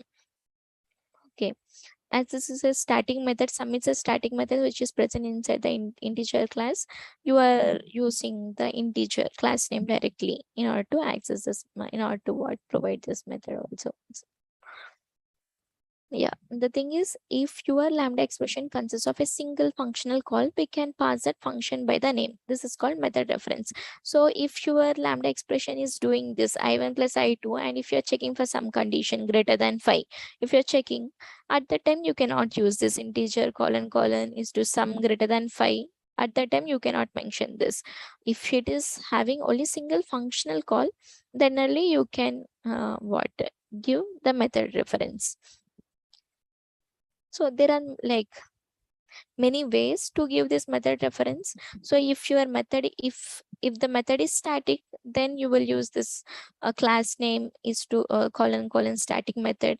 But if it is an instance method which is defined in some particular class, let's take the string as some method, like string has some method, uh, let's take length, not length, not some base. Okay, it's like length method. No, string has length method. No, so yeah, so at that time also you are using string colon length. But inside your object, if you have some object, okay, let's take you have class student. Inside the class student, if you are defining some method like get result, so at that time you have to use student object S1 or S2 or in any object of the student. You cannot say student is colon get result. If this get result is static method, then you can simply say student colon get result. This is like syntactical thing only, like how to use this method reference. Now coming to the streams. So we can view a collection as a stream of elements. So processing stream is easier compared to processing a collection, because you need to take the for loop and you need to apply the condition, whatever you wanted to do or whatever you wanted to check for to the entire, like inside your for loop you should do this. No, instead of that, so you can convert your collection to a stream, and you can say you can apply some functions over that, so you will get the result, right? Also, this is like you can this is kind of declarative way of computing. You are saying like what to do instead of telling how to do.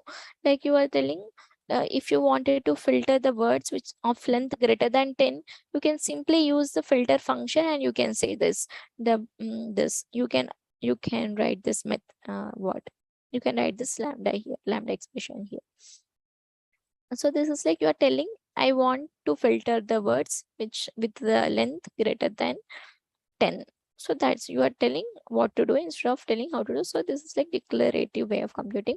So yeah, processing can be parallelized. So yeah, if I say words is, let's take words is a list, array list or some list. Words, if I say words dot stream, that means it is a stream.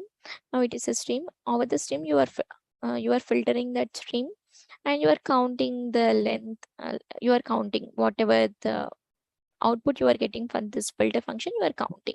So here if you say words dot parallel stream, that means here filter and count will happen parallelly. That means like after seeing a single word of length greater than 10, count will be updated to 1. After seeing second word, count will be updated to 2. Here after filtering, finally you will get the result as 4 or 5 or something. But here after seeing 1, it will update. That is like parallel, you can do that like parallel processing also. So how can you convert collection to stream? By saying, so like if W list is list, if you wanted to convert it to stream, then you can say W list dot stream of, then you have converted it to stream, and you can do the processing. Okay, if you have array, then you can apply stream of method. If you have array, then you can use the stream of method. Yeah, you can generate your own stream. Instead of using some collections or arrays, you can just generate your own stream by using this generate method inside the stream class. Stream.generate will generate the stream based on this function. So you should provide some function inside the generate method. So stream.generate, if I say generate, if it is not taking any argument, then you should use empty arguments. No, you can say 1. If you say 1, so it will generate infinite stream of ones. If you wanted it to be finite, you can say dot limit of 10. So it will create the stream of 10 ones. So you can create the stream by using this iterate method also. Stream dot iterate, it will create the stream of dependent values. So you can say stream dot iterate of I equal to 0, and if you wanted to, if your next value must be, if it has to be I equal to I plus 2, then the second value will be 0, 2. And you can limit also, you can limit it also, like I must be less than or equal to 10. You can check for some condition also. So it will, the value on the your stream will be 0 to 4, 6, 8 and 10 also, if you say less than or equal to 10. So you can generate the stream of dependent values also. So filter method will check from some predicate, and it filters those whatever the elements which has satisfied that condition. Map, so inside the stream class streams, you have this map method also. If you say words list dot stream of dot map of so I is to I plus 10, that means all the elements I is to I plus this, you are using lambda here, that means all the values inside your stream word list that will be updated by increment those values will be increased by 10. So map applies the function to each and every element in your stream. Whatever the function which you provide here, that function will be applied to each and every element in the stream. Flat map flattens the nested list, and it will convert to single stream. Okay, limit you have seen, and skip of n is also like it will skip. If you say stream, if you have stream of 10 numbers, if you say skip of 5, then first 5 elements will be skipped. Stops when, okay, take while and drop while. Take while will stop when an element outmatches a criteria.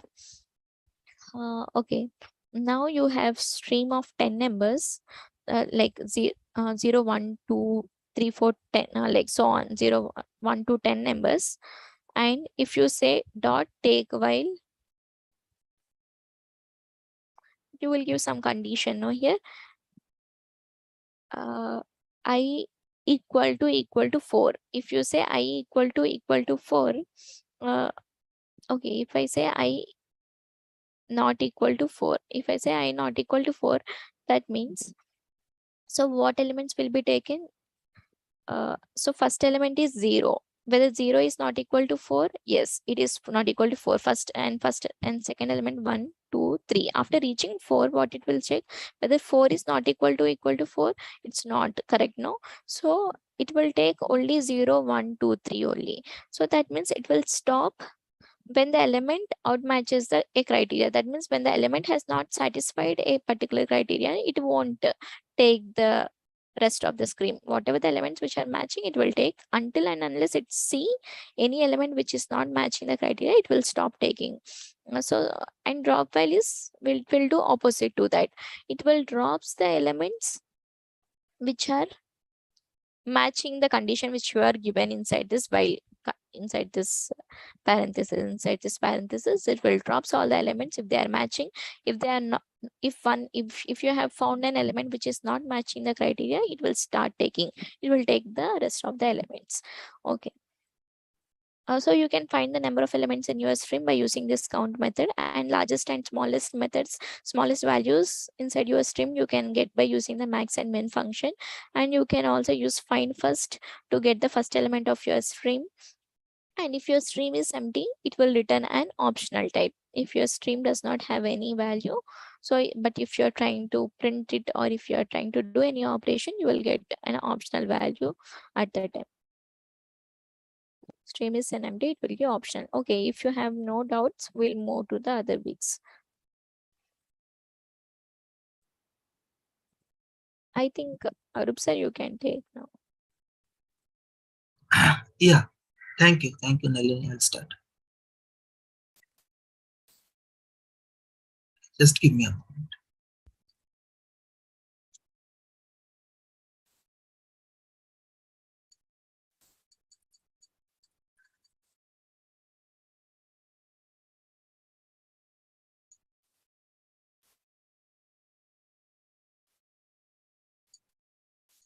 Should I explain the get cost, it cost now? Yeah, you can do that. Yeah.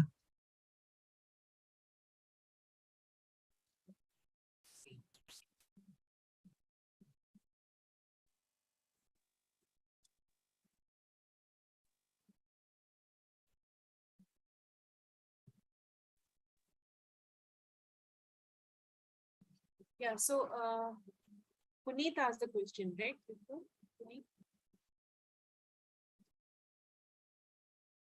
Are you on the call, Puneet? Yeah, your voice is very low. Am I audible now? Slightly better. Yeah. Yeah. Still problematic, is it? No, it's okay for me. I don't know for others. Yeah, it's okay for me. Okay. Okay. Okay, I'll just try to. Okay, so it's. I don't know what I've problem. Yeah, I'll just try to give an example for the unit cost get cost. Okay, so I'm going to declare my own exception class. Thank you. With my exception. So yeah, I'll come to that. So for my exception, I want to print the message, right? So it's a constructor.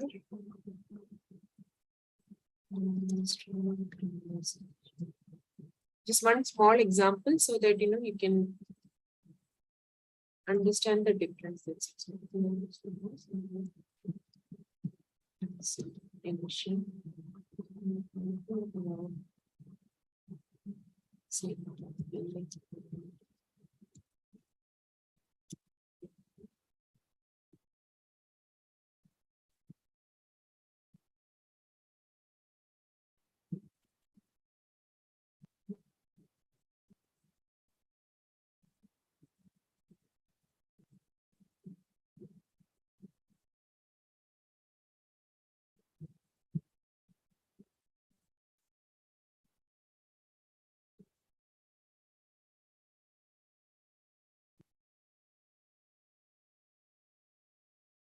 So if I do something like this, right, int a equal to 10 by 0, I'm going to get an arithmetic exception for sure, right? So what I will do is I'll put that inside. I'll catch that using a catch block. Okay. So here I have some arithmetic exception.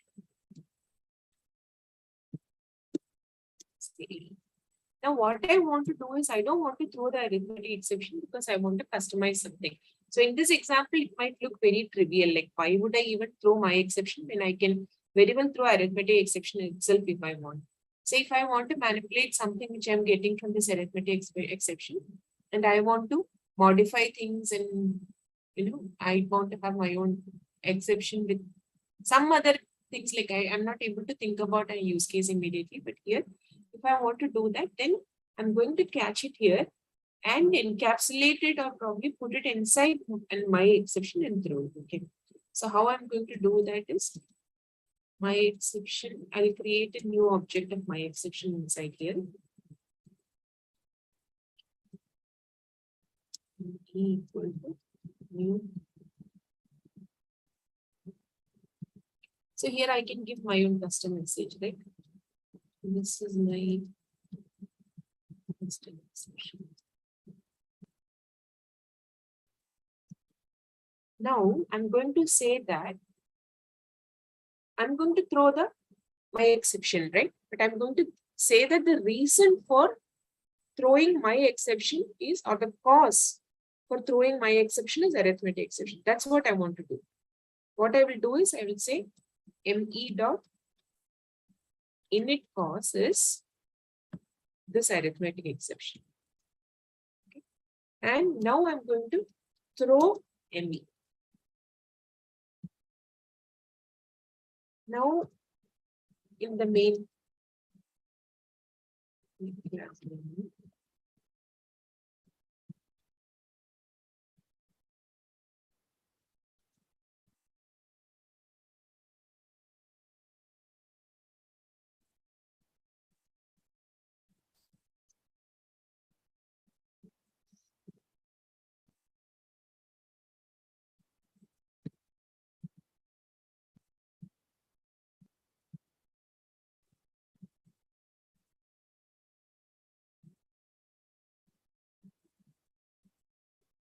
so d dot divide is going to throw my exceptions. I'm going to put it inside a try block. In the catch, I'm going to catch my exception. And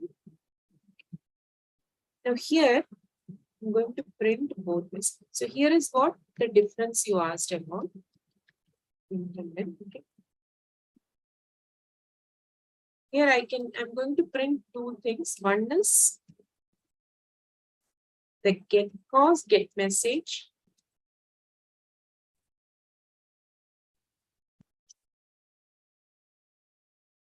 And simply get message.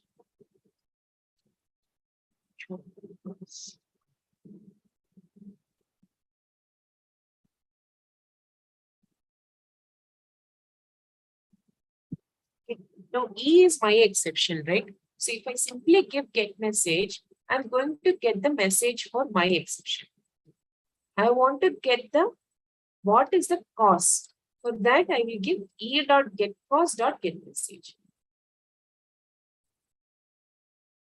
Is this clear? I'll just execute it. And so that will print the arithmetic exceptions message. Sorry? So the first line will print the arithmetic exception message. Second line will print this is my custom exception. Correct, correct.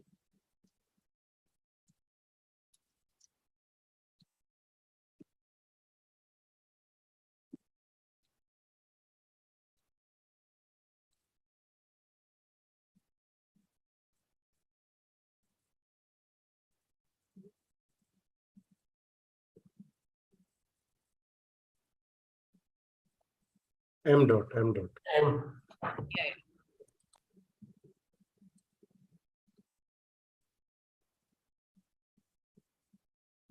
So this is the cause and this is the current exception message. Okay, so cause encapsulates another error object, right? It has to be another error. Another exception, yeah. Another exception, yes. It's not just a text message. Okay, No. got it. Thank you so much for this. Okay, yeah, thanks. Okay. Let me share the screen.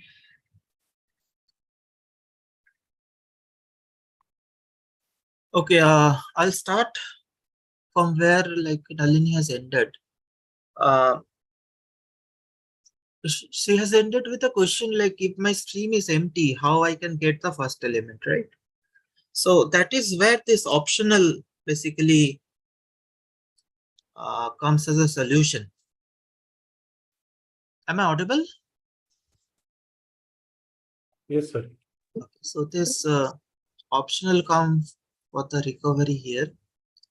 So what it says that if the stream contains the element, for certain functions like finding the first element, finding the max element, finding the mean element, we'll get the appropriate element extracted. But if I don't have an element, so it should return a null. So that will be notified by a empty, a optional dot empty, setting an optional value that's called the optional dot empty. So a optional value, either it takes the correct type of value, that's data type is T type, or it takes a empty value, right? So for an example over here, you can see we're generating random numbers. So how many random numbers we have generated? 100. Now we are finding the random numbers which are less than 0.001. Now there can be those numbers, there may not be those numbers, right? So if those numbers are there after filtering, so what I try to do, I try to find out max of the numbers which are lesser than 0.001. The question is, whenever I have generated the 100 number, there is none of the number greater than or equal to 0.001. What will happen? So optional, set it to an empty. So it's basically will be set to an value which calls a empty value, right? So that's the point is over here. So whenever we have it as a return type optional T, so it's basically replace the missing value with the default, right? So if we have max, mean, this kind of function, we can have this optional kind of return type. So in this particular case, since the generic parameter type is a double, either my max will return a double or it will return a optional dot empty. That signifies it returns nothing. Right. Now we can do different operations once we find out the value here, which is a max rand, right? So which is the optional type of value. Now depends on which value it is set. We can take different kind of options. So this is a wrapper object inside which either I'll have a empty thing or I'll have a appropriate data typed object, right? So in this case, that is a double object. Now how I can do the further operation? I bring it over here, right? And I find out if the value is there, if I have a real correct value, which is a double value in this case, then whatever the value is there, that goes into the variable of double type. But in case it is set to empty, in that case, what will happen? It takes the value minus 1.0. So this is the or else function, which could be utilized on an object which is our optional type. So it says, this or else says, if the optional object having a value, then get the value. If it doesn't have a value, then give these as a default value. So it's here, what is the default value? It's a minus 1.0. So we'll see more operation on the optionals. So there is a function called as a or else get. So suppose instead this or else gives a value, right? If the value is empty, set the result to minus 1.0. So rather than if I think of, I'll decide the default value given a function. So this say, if this is empty, empty in lambda is represented by a open close bracket, right? That's a void argument or a empty. So if the value is empty, which is signified like this, then this function decides my value. What will be the value? So whatever this function will return, that becomes my value, which will be stored into fixed rand. Okay. Next, it could happen if the optional type is set to empty. If it is set to empty, then I throw a exception. Then I'll throw a exception. So if it is empty, then throw a exception. If it is having a real value, then set it to fixed rand. Okay. If present, so till whatever we have checked out, this or else get, then or else throw. This decide what will happen if I don't have a value, means it is empty. But this decide what if the value is there, what I should do, right? So if I get a maximum value, I'll do some processing. Otherwise, I'll ignore the processing. From the stream, if I can extract the maximum, I'll do certain processing. Otherwise, I'll ignore the processing. So what I can do, this if present, if it is a true, then v becomes this value. This is a single argument, right, in the lambda. So that means you are having a value, right? Now, empty, open close bracket means you don't have a value. Means your optional is empty. Here optional having a value, let the value is v. That implies you process v. So you call a function called the process and process your whatever the value is, process that value v. This is very useful. If the value present, do something, otherwise do something. Means if the optional really having a value, do certain thing. If the value is empty, then do something else. So if present else, this order is not important. What is important? What you're passing into your lambda. So here you're passing a single parameter. That means your lambda having a value. This means empty. So it's clearly understandable if a value present in my optional, then you add it. If value is empty, means there is no value of my optional, then print no max. Right? I want to give a message. So these are on how I process the optional. Any question till now? No. Okay. Now, suppose I'm having an integer value.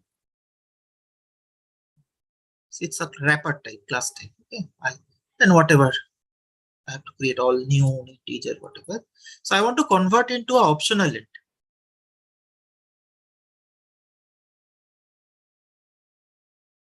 So how do I convert it? This is the way. So whatever the I have, pass it into it. It returns the optional type of the data type of I. Right?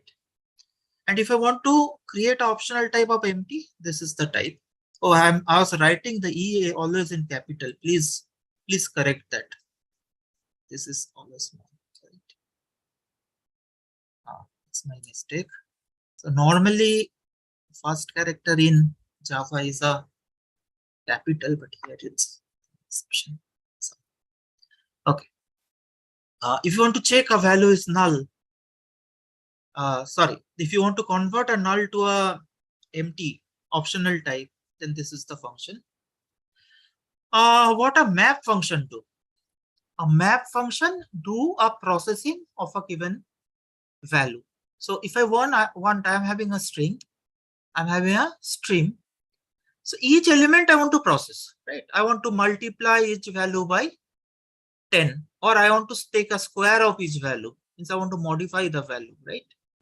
Then I go for what? I go for a map. Now the question is, suppose I'm taking a square of my value. It's absolutely fine, it will work. But what if this is empty? If this is empty, so definitely this also will be empty. So very interestingly, this map returns optional type. Because if you are processing with an empty value, your result also will be a empty value. So that's why map always returns a optional type. Same to flat map also. Flat map is a particular version of a map which inflated the multi-dimensional array. If a map is returning a multi-dimensional array, it creates a single array out of it, right? So that is the flat map. Okay, so this is also the similar thing. I'm not explaining. Please go through the slide once.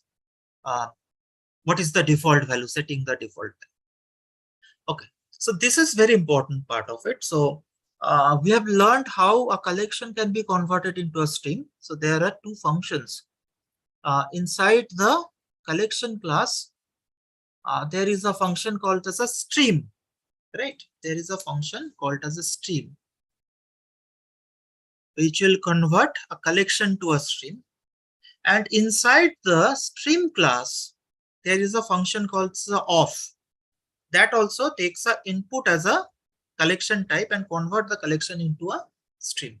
So for both, the output is a stream and input is a collection. So for the first one, we take the collection object. Then you call the stream. So collection will be converted into a string. In the of, we need to call stream.of. Then within the bracket, we have to pass the collection object or array object, right? Normally, it takes an array object for a of. It's convert an array into a string. Now, how I'll be able to convert a stream into a collection? That's a question. Collections to stream, we already know. Now, stream to a collection. First of all, like if you have a collection, how do we traverse into a collection? Like want to process each of the element of the stream of the collection. So we are having the iterator class, right? So it's a get iterator, then we use has next and next function, right? To traverse into the any given collection. Now same thing is true for a stream. So every stream also having a iterator. So you can also have a get iterator, gets iterator, traverse into a stream, right? You can use the for each kind of syntax. So for v in whatever the things. But there is a specific function for each, which is a high level function which is dedicated for a stream. So for each, say for each element within the stream, do a specific job. So this is my stream. If I say for each, do print. So each element gets printed, right? Okay, now come back. Now stream to arrays, stream to collections, right? Stream to array could be done in a very normal way. It's a stream dot to array, but it returns an object array. If you want a specific array, suppose I want a string array, then I'll say to array, but I need to pass which kind of array I want. If you want an integer array, here I have to say a integer capital I. It's wrapper class. Colon. So I have to say which kind of array I want. So this to array, whatever you pass, that's the specification of the type. Which type of array you want. If you don't specify it, it go for the generic type, that's object. Same to the array. You're having the function as a collect to convert a stream to a collect. So you say collect, right? So now collection can be a stream or a set. So you need to specify you want to convert into a list or a set. So for that, if you say to list, it will return a list. If you say set, it returns a set. So it's a generic list or generic set. But if you want to be specific, I want an array list. I want a linked list. If I want to say I want a hash set, if I want a linked hash set. So how do I able to say the same way as I have done with the array? So within this to collection, I need to specify the type. Here I say I want a tree set, right? So it will be specifically converted into a tree set. If I want an array list, I'll say to list and I'll pass array list : new. Achha, anything about this? Yes, sir. The last part I didn't understand. Which one? this tree set, the two collection part, the See, in colon. array, so if you're whenever you're converting a to string, in general, it gives you a object. But if you want to make specifically a string array or integer array, you pass the array type with a new, right? Now the same thing for a set. If you say to set, it gives you a set type. It do not give you a specific set, a tree set or a hash set. It gives just a set. Okay, okay. But if you want to make it convert it into a tree set, you have to say tree set colon colon new. So this is the specification, like which kind of array you want. Similarly here, which kind of set you want. If you have two lists, you have can specify like what kind of list you want. Right? This gives you the specification. Okay. Okay. So the colon is some kind of Java lambda expression. It's basically, you can say it's inherited from C++. Okay. All right. It is used in a special purpose over here. Okay. Thank you, sir.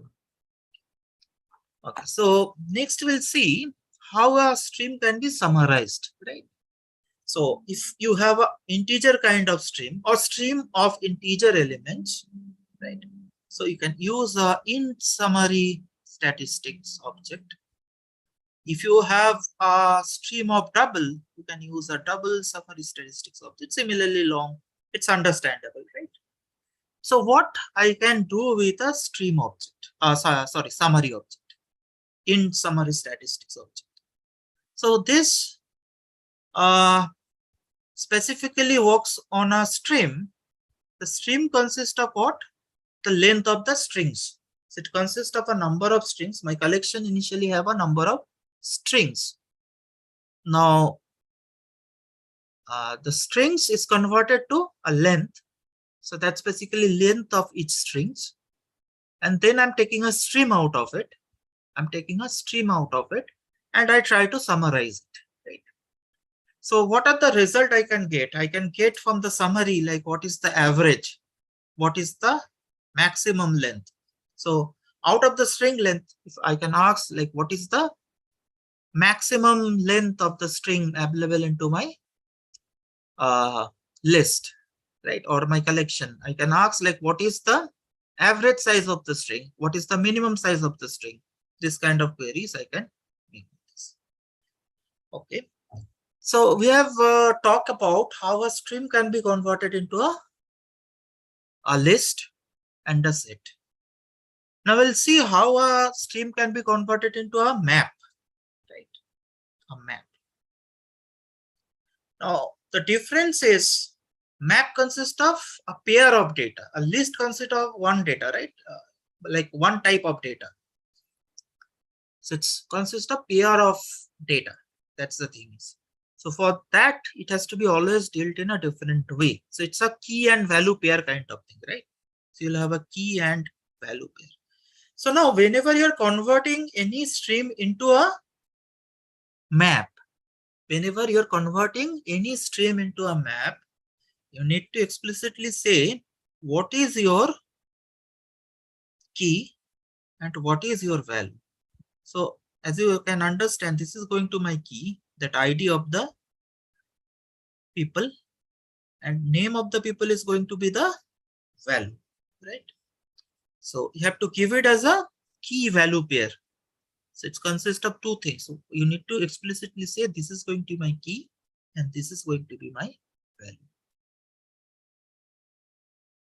Okay.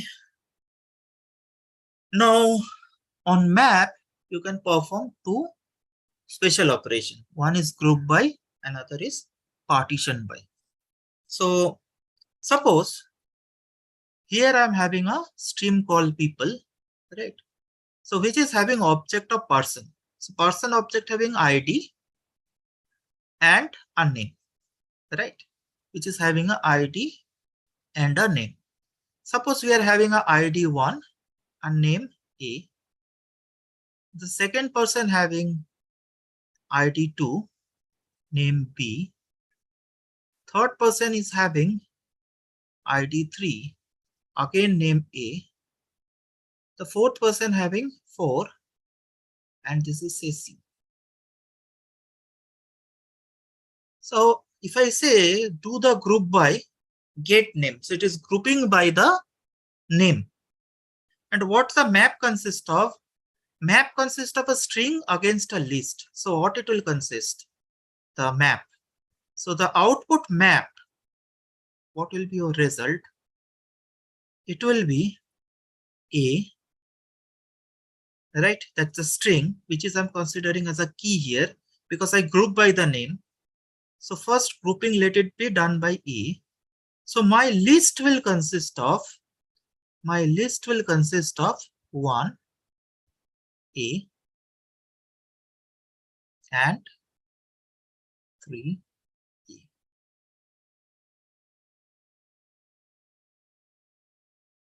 Okay.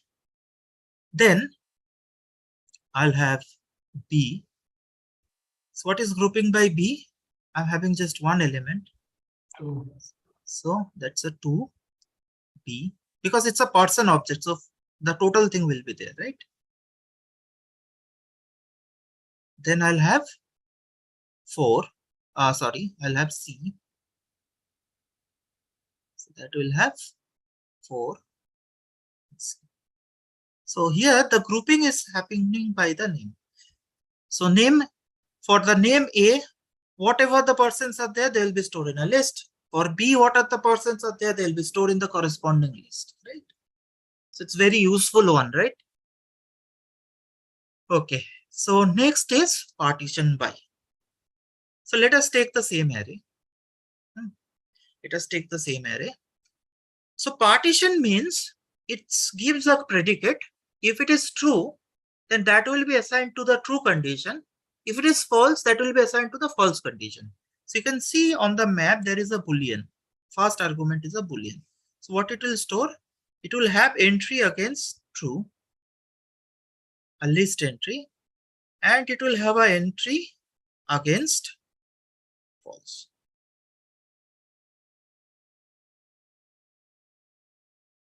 So here it will be like this, right? These are again element inside this. Okay. So what is the condition? It's the predicate say the first element or first character of my stream name should be A.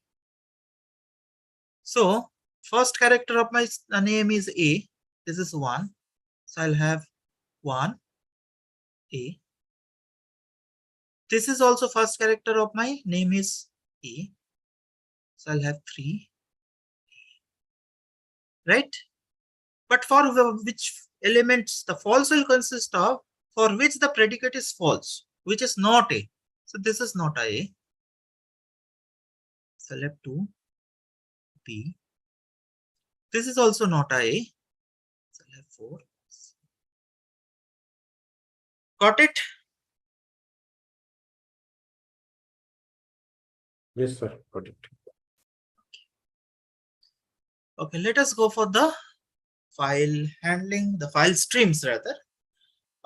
File streams, whenever I consider the, not a file stream, I should say it's an input output stream rather. So input stream, so from where you can consume data, output stream, where you can provide the data, right? So I can read the data, consume the data from a file, internet, or a memory, can give an output to a file, internet, or memory, right? So mainly we focus on the file streams. So there are two main file streams, file input stream and file output stream. So using file input stream, I'll be able to read something from a file. Using file output stream, I'll be able to write something. But they do very low level operation. I can read something as a byte, write something as a byte, right? Additionally, we have already learned this scanner and print writer. Scanner class, we have already know how to use the scanner class to read something from the console, right? We say console.in. So that means you're reading from the console. So if you want to read from a file inside the scanner, I'll pass the file object as an argument. So object of file input stream will be an parameter or the argument to the scanner constructor. Similarly, whenever I write a system.out print or println, the out is an object of print writer class. So I can also create an object of print writer class where the argument is the file, this file output stream object. And I can use the print and println function to write into the file rather than printing on the console. Data input stream and data output stream normally provide you a lot of functions to read and write as a primitive data types. So we are having read int, write int, read boolean, write a boolean, read char, write a char. So all primitive types you can read and write directly using a data input stream and data output stream. So you are having very efficient kind of reading and writer. So which increase the speed of reading writing actually. So it's a buffered input stream or buffered output stream. So this is a buffer read write. It's copy number of blocks at a time. So who is having DBMS, they are having idea about block reads and all, right? So it's basically do a read of number of blocks at a time. It will be fetched into a buffer. Then you read it from the buffer. You're not going to read directly from your ticks. So that saved a lot of your time. So other than you are having many many other classes like pushback stream, which take it out from the buffer, but after printing it again you can reset it. Then random access files, like you can move to any positions, like whatever the file stream you have read, data output stream, data input stream, buffered input stream, buffer out, all do a sequential access. So you have to always start from the beginning, then you have to read one by one. So random access, you can go to any position to read and write. Similarly, zip data, so it basically deals with the zip files. Now, data input stream and data output stream can deal with the primitive types like int, char, double, float. But what about if I want to read or write an object, a non-primitive type like a user-defined type like a class, right? Abstract type like a class. So whenever I am having an object, the data input stream or data output stream doesn't work. So we need to use a object output stream and object input stream. But question is why I need to read or write an object? That's a question. So the point could be like this. Suppose I have created a program, I have running my program, I have created some objects. Now, once I want to stop my program, every object will get die because my program will be taken out from the RAM, right? So I want my object to be persistent, means it will stay even I stop my program, even I switch off my computer. So what I can do, before I stop my program, every object I can save it into the disk. So if I want to save it into the disk, I need to save it in terms of a file. So none of the data can be saved in a disk without creating a file, right? So file is the basic unit inside which you can store some information, right, in the disk. So that's how whenever you are having the objects created on the RAM, and before you stop your program or before you stop your computer, before it will be wiped out from the RAM, you want it will be backed up into your hard disk in terms of a file. So what you do, you open a file from your hard disk or any disk. Then whatever the object you have on the RAM, write it into the file and save it. So your object is backed up. Afterwards, whenever you want to get the information to start your program, now read out whatever you have saved into the particular file and create again the object. The same object again will be created inside the RAM. So that's the idea, right? Which is called as a serialization. So serialization is converting an object, writing an object into a file. Deserialization, read out the file and recreate the object. So whenever you are writing an object, each of the instance variable will be written into a file. But if I don't want certain instance variable to be written into a file, I don't want to be them to be saved, I can declare them as a transient. So if I declare certain instance variable as a transient, they won't be saved, right? So that's how whenever you're retrieving the value from the file, the instance variable will be set to their default values. Like if it is a reference type, like a string or object type, it becomes null. If it is a value type, like an integer, float, double, it gets to a value 0 or 0.0. Right? It's set to the default value. Please remember it if it is a transient, because it do not get the actual value because nothing is set on the file. Okay, so what you can do, if you think, I'll go in between, I'll save it, but I won't save it as it is, right? Or in another way, transient means don't save it. I don't want that it won't be saved, it will be saved, but I want it will be saved in a different form, right? So in that case, I may override the write object method. So write object having a default way to save your object in the file, but I don't want a default way. I may thought of what are I want for a default way. I'll call this default write object. So that is the default way to save it. But if I have some explicit way to write it, like suppose I'm having a PIN number of my ATM card and I'm having a ATM card object, I don't want to save it as a plain text, right? So I maybe want to encrypt it and save it into my file. So I can have a customized way to save it. So in that case, I'll override the write object. Okay, so this is done. I'll go for the week 12. So any question?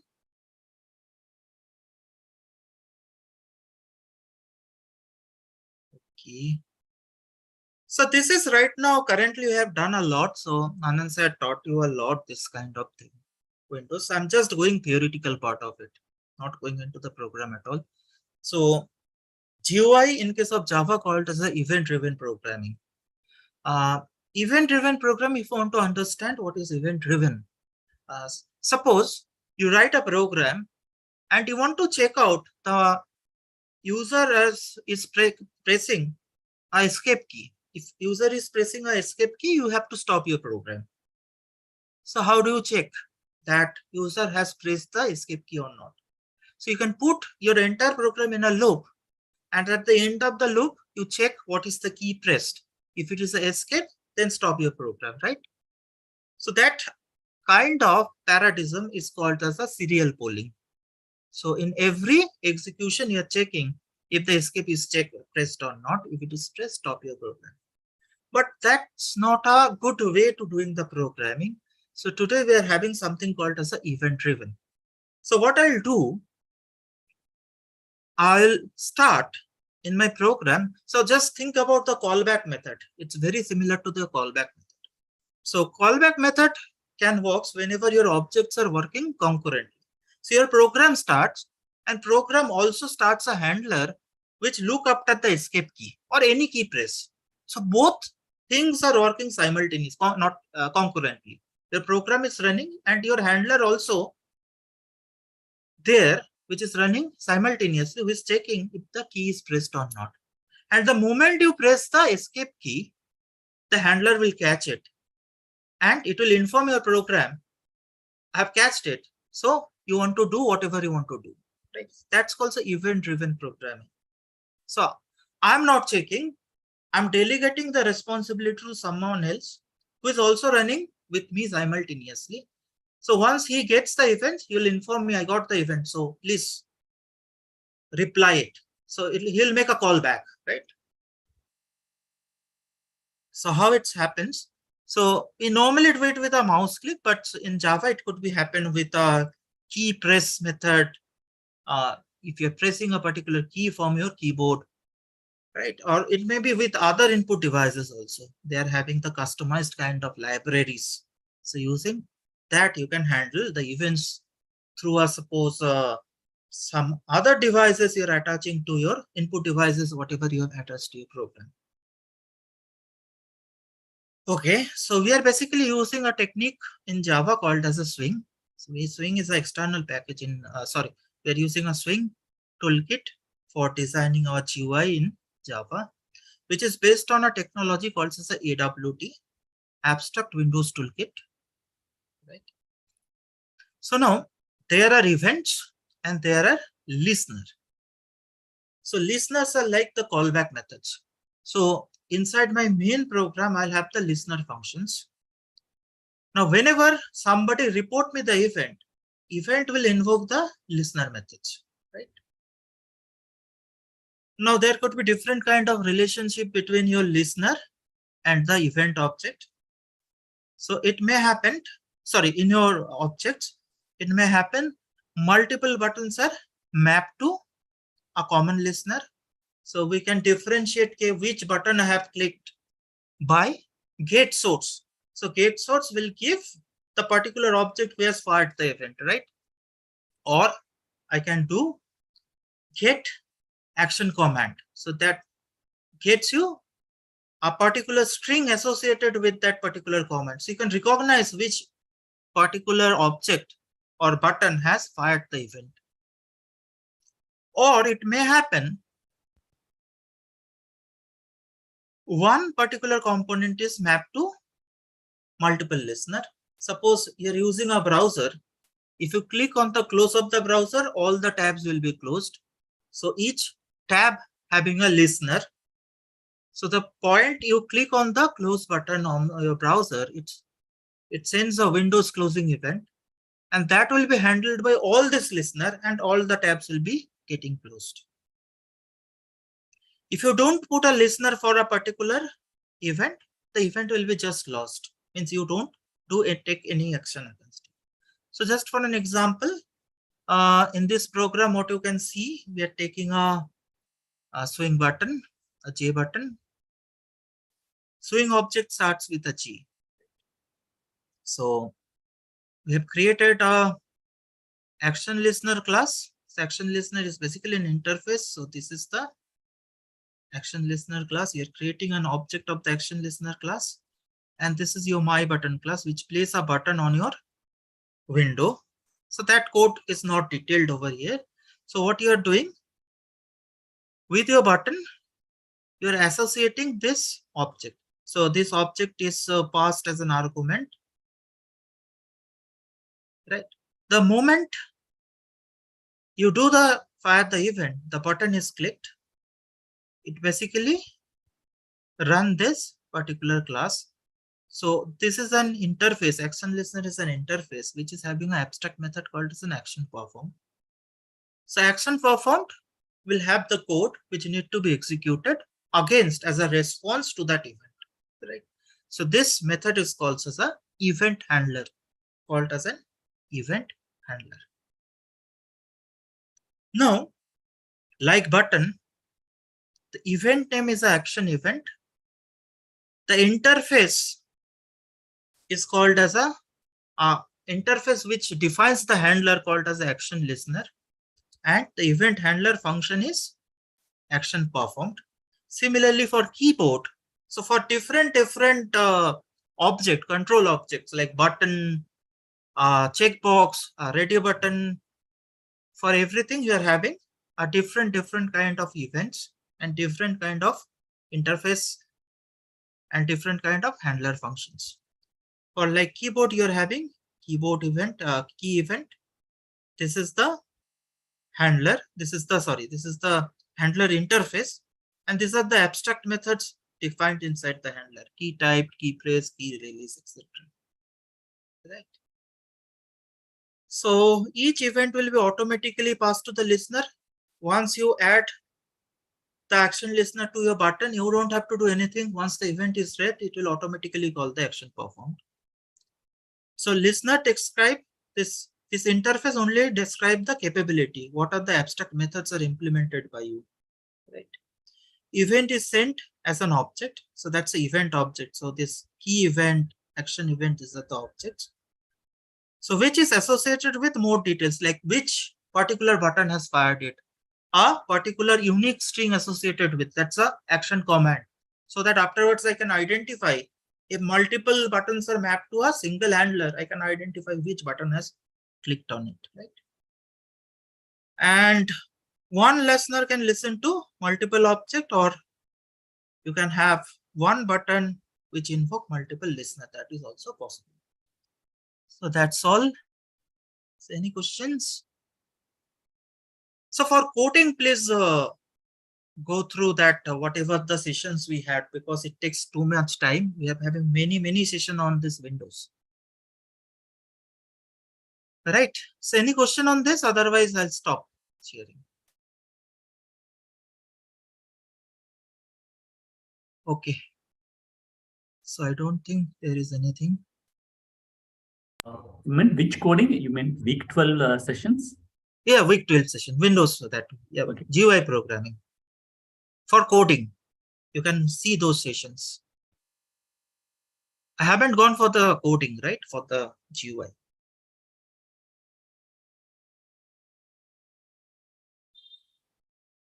So anything else? I think we're done.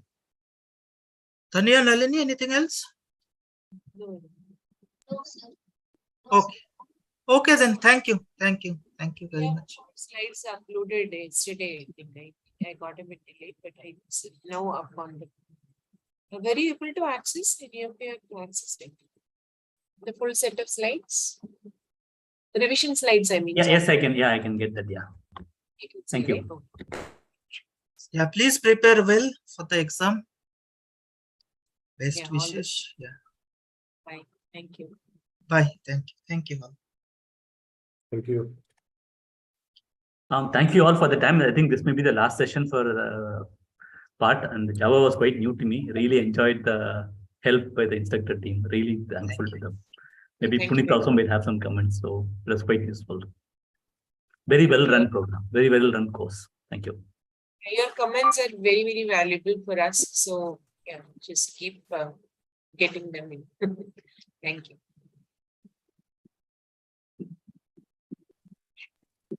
Okay, Puneet, yeah. anything?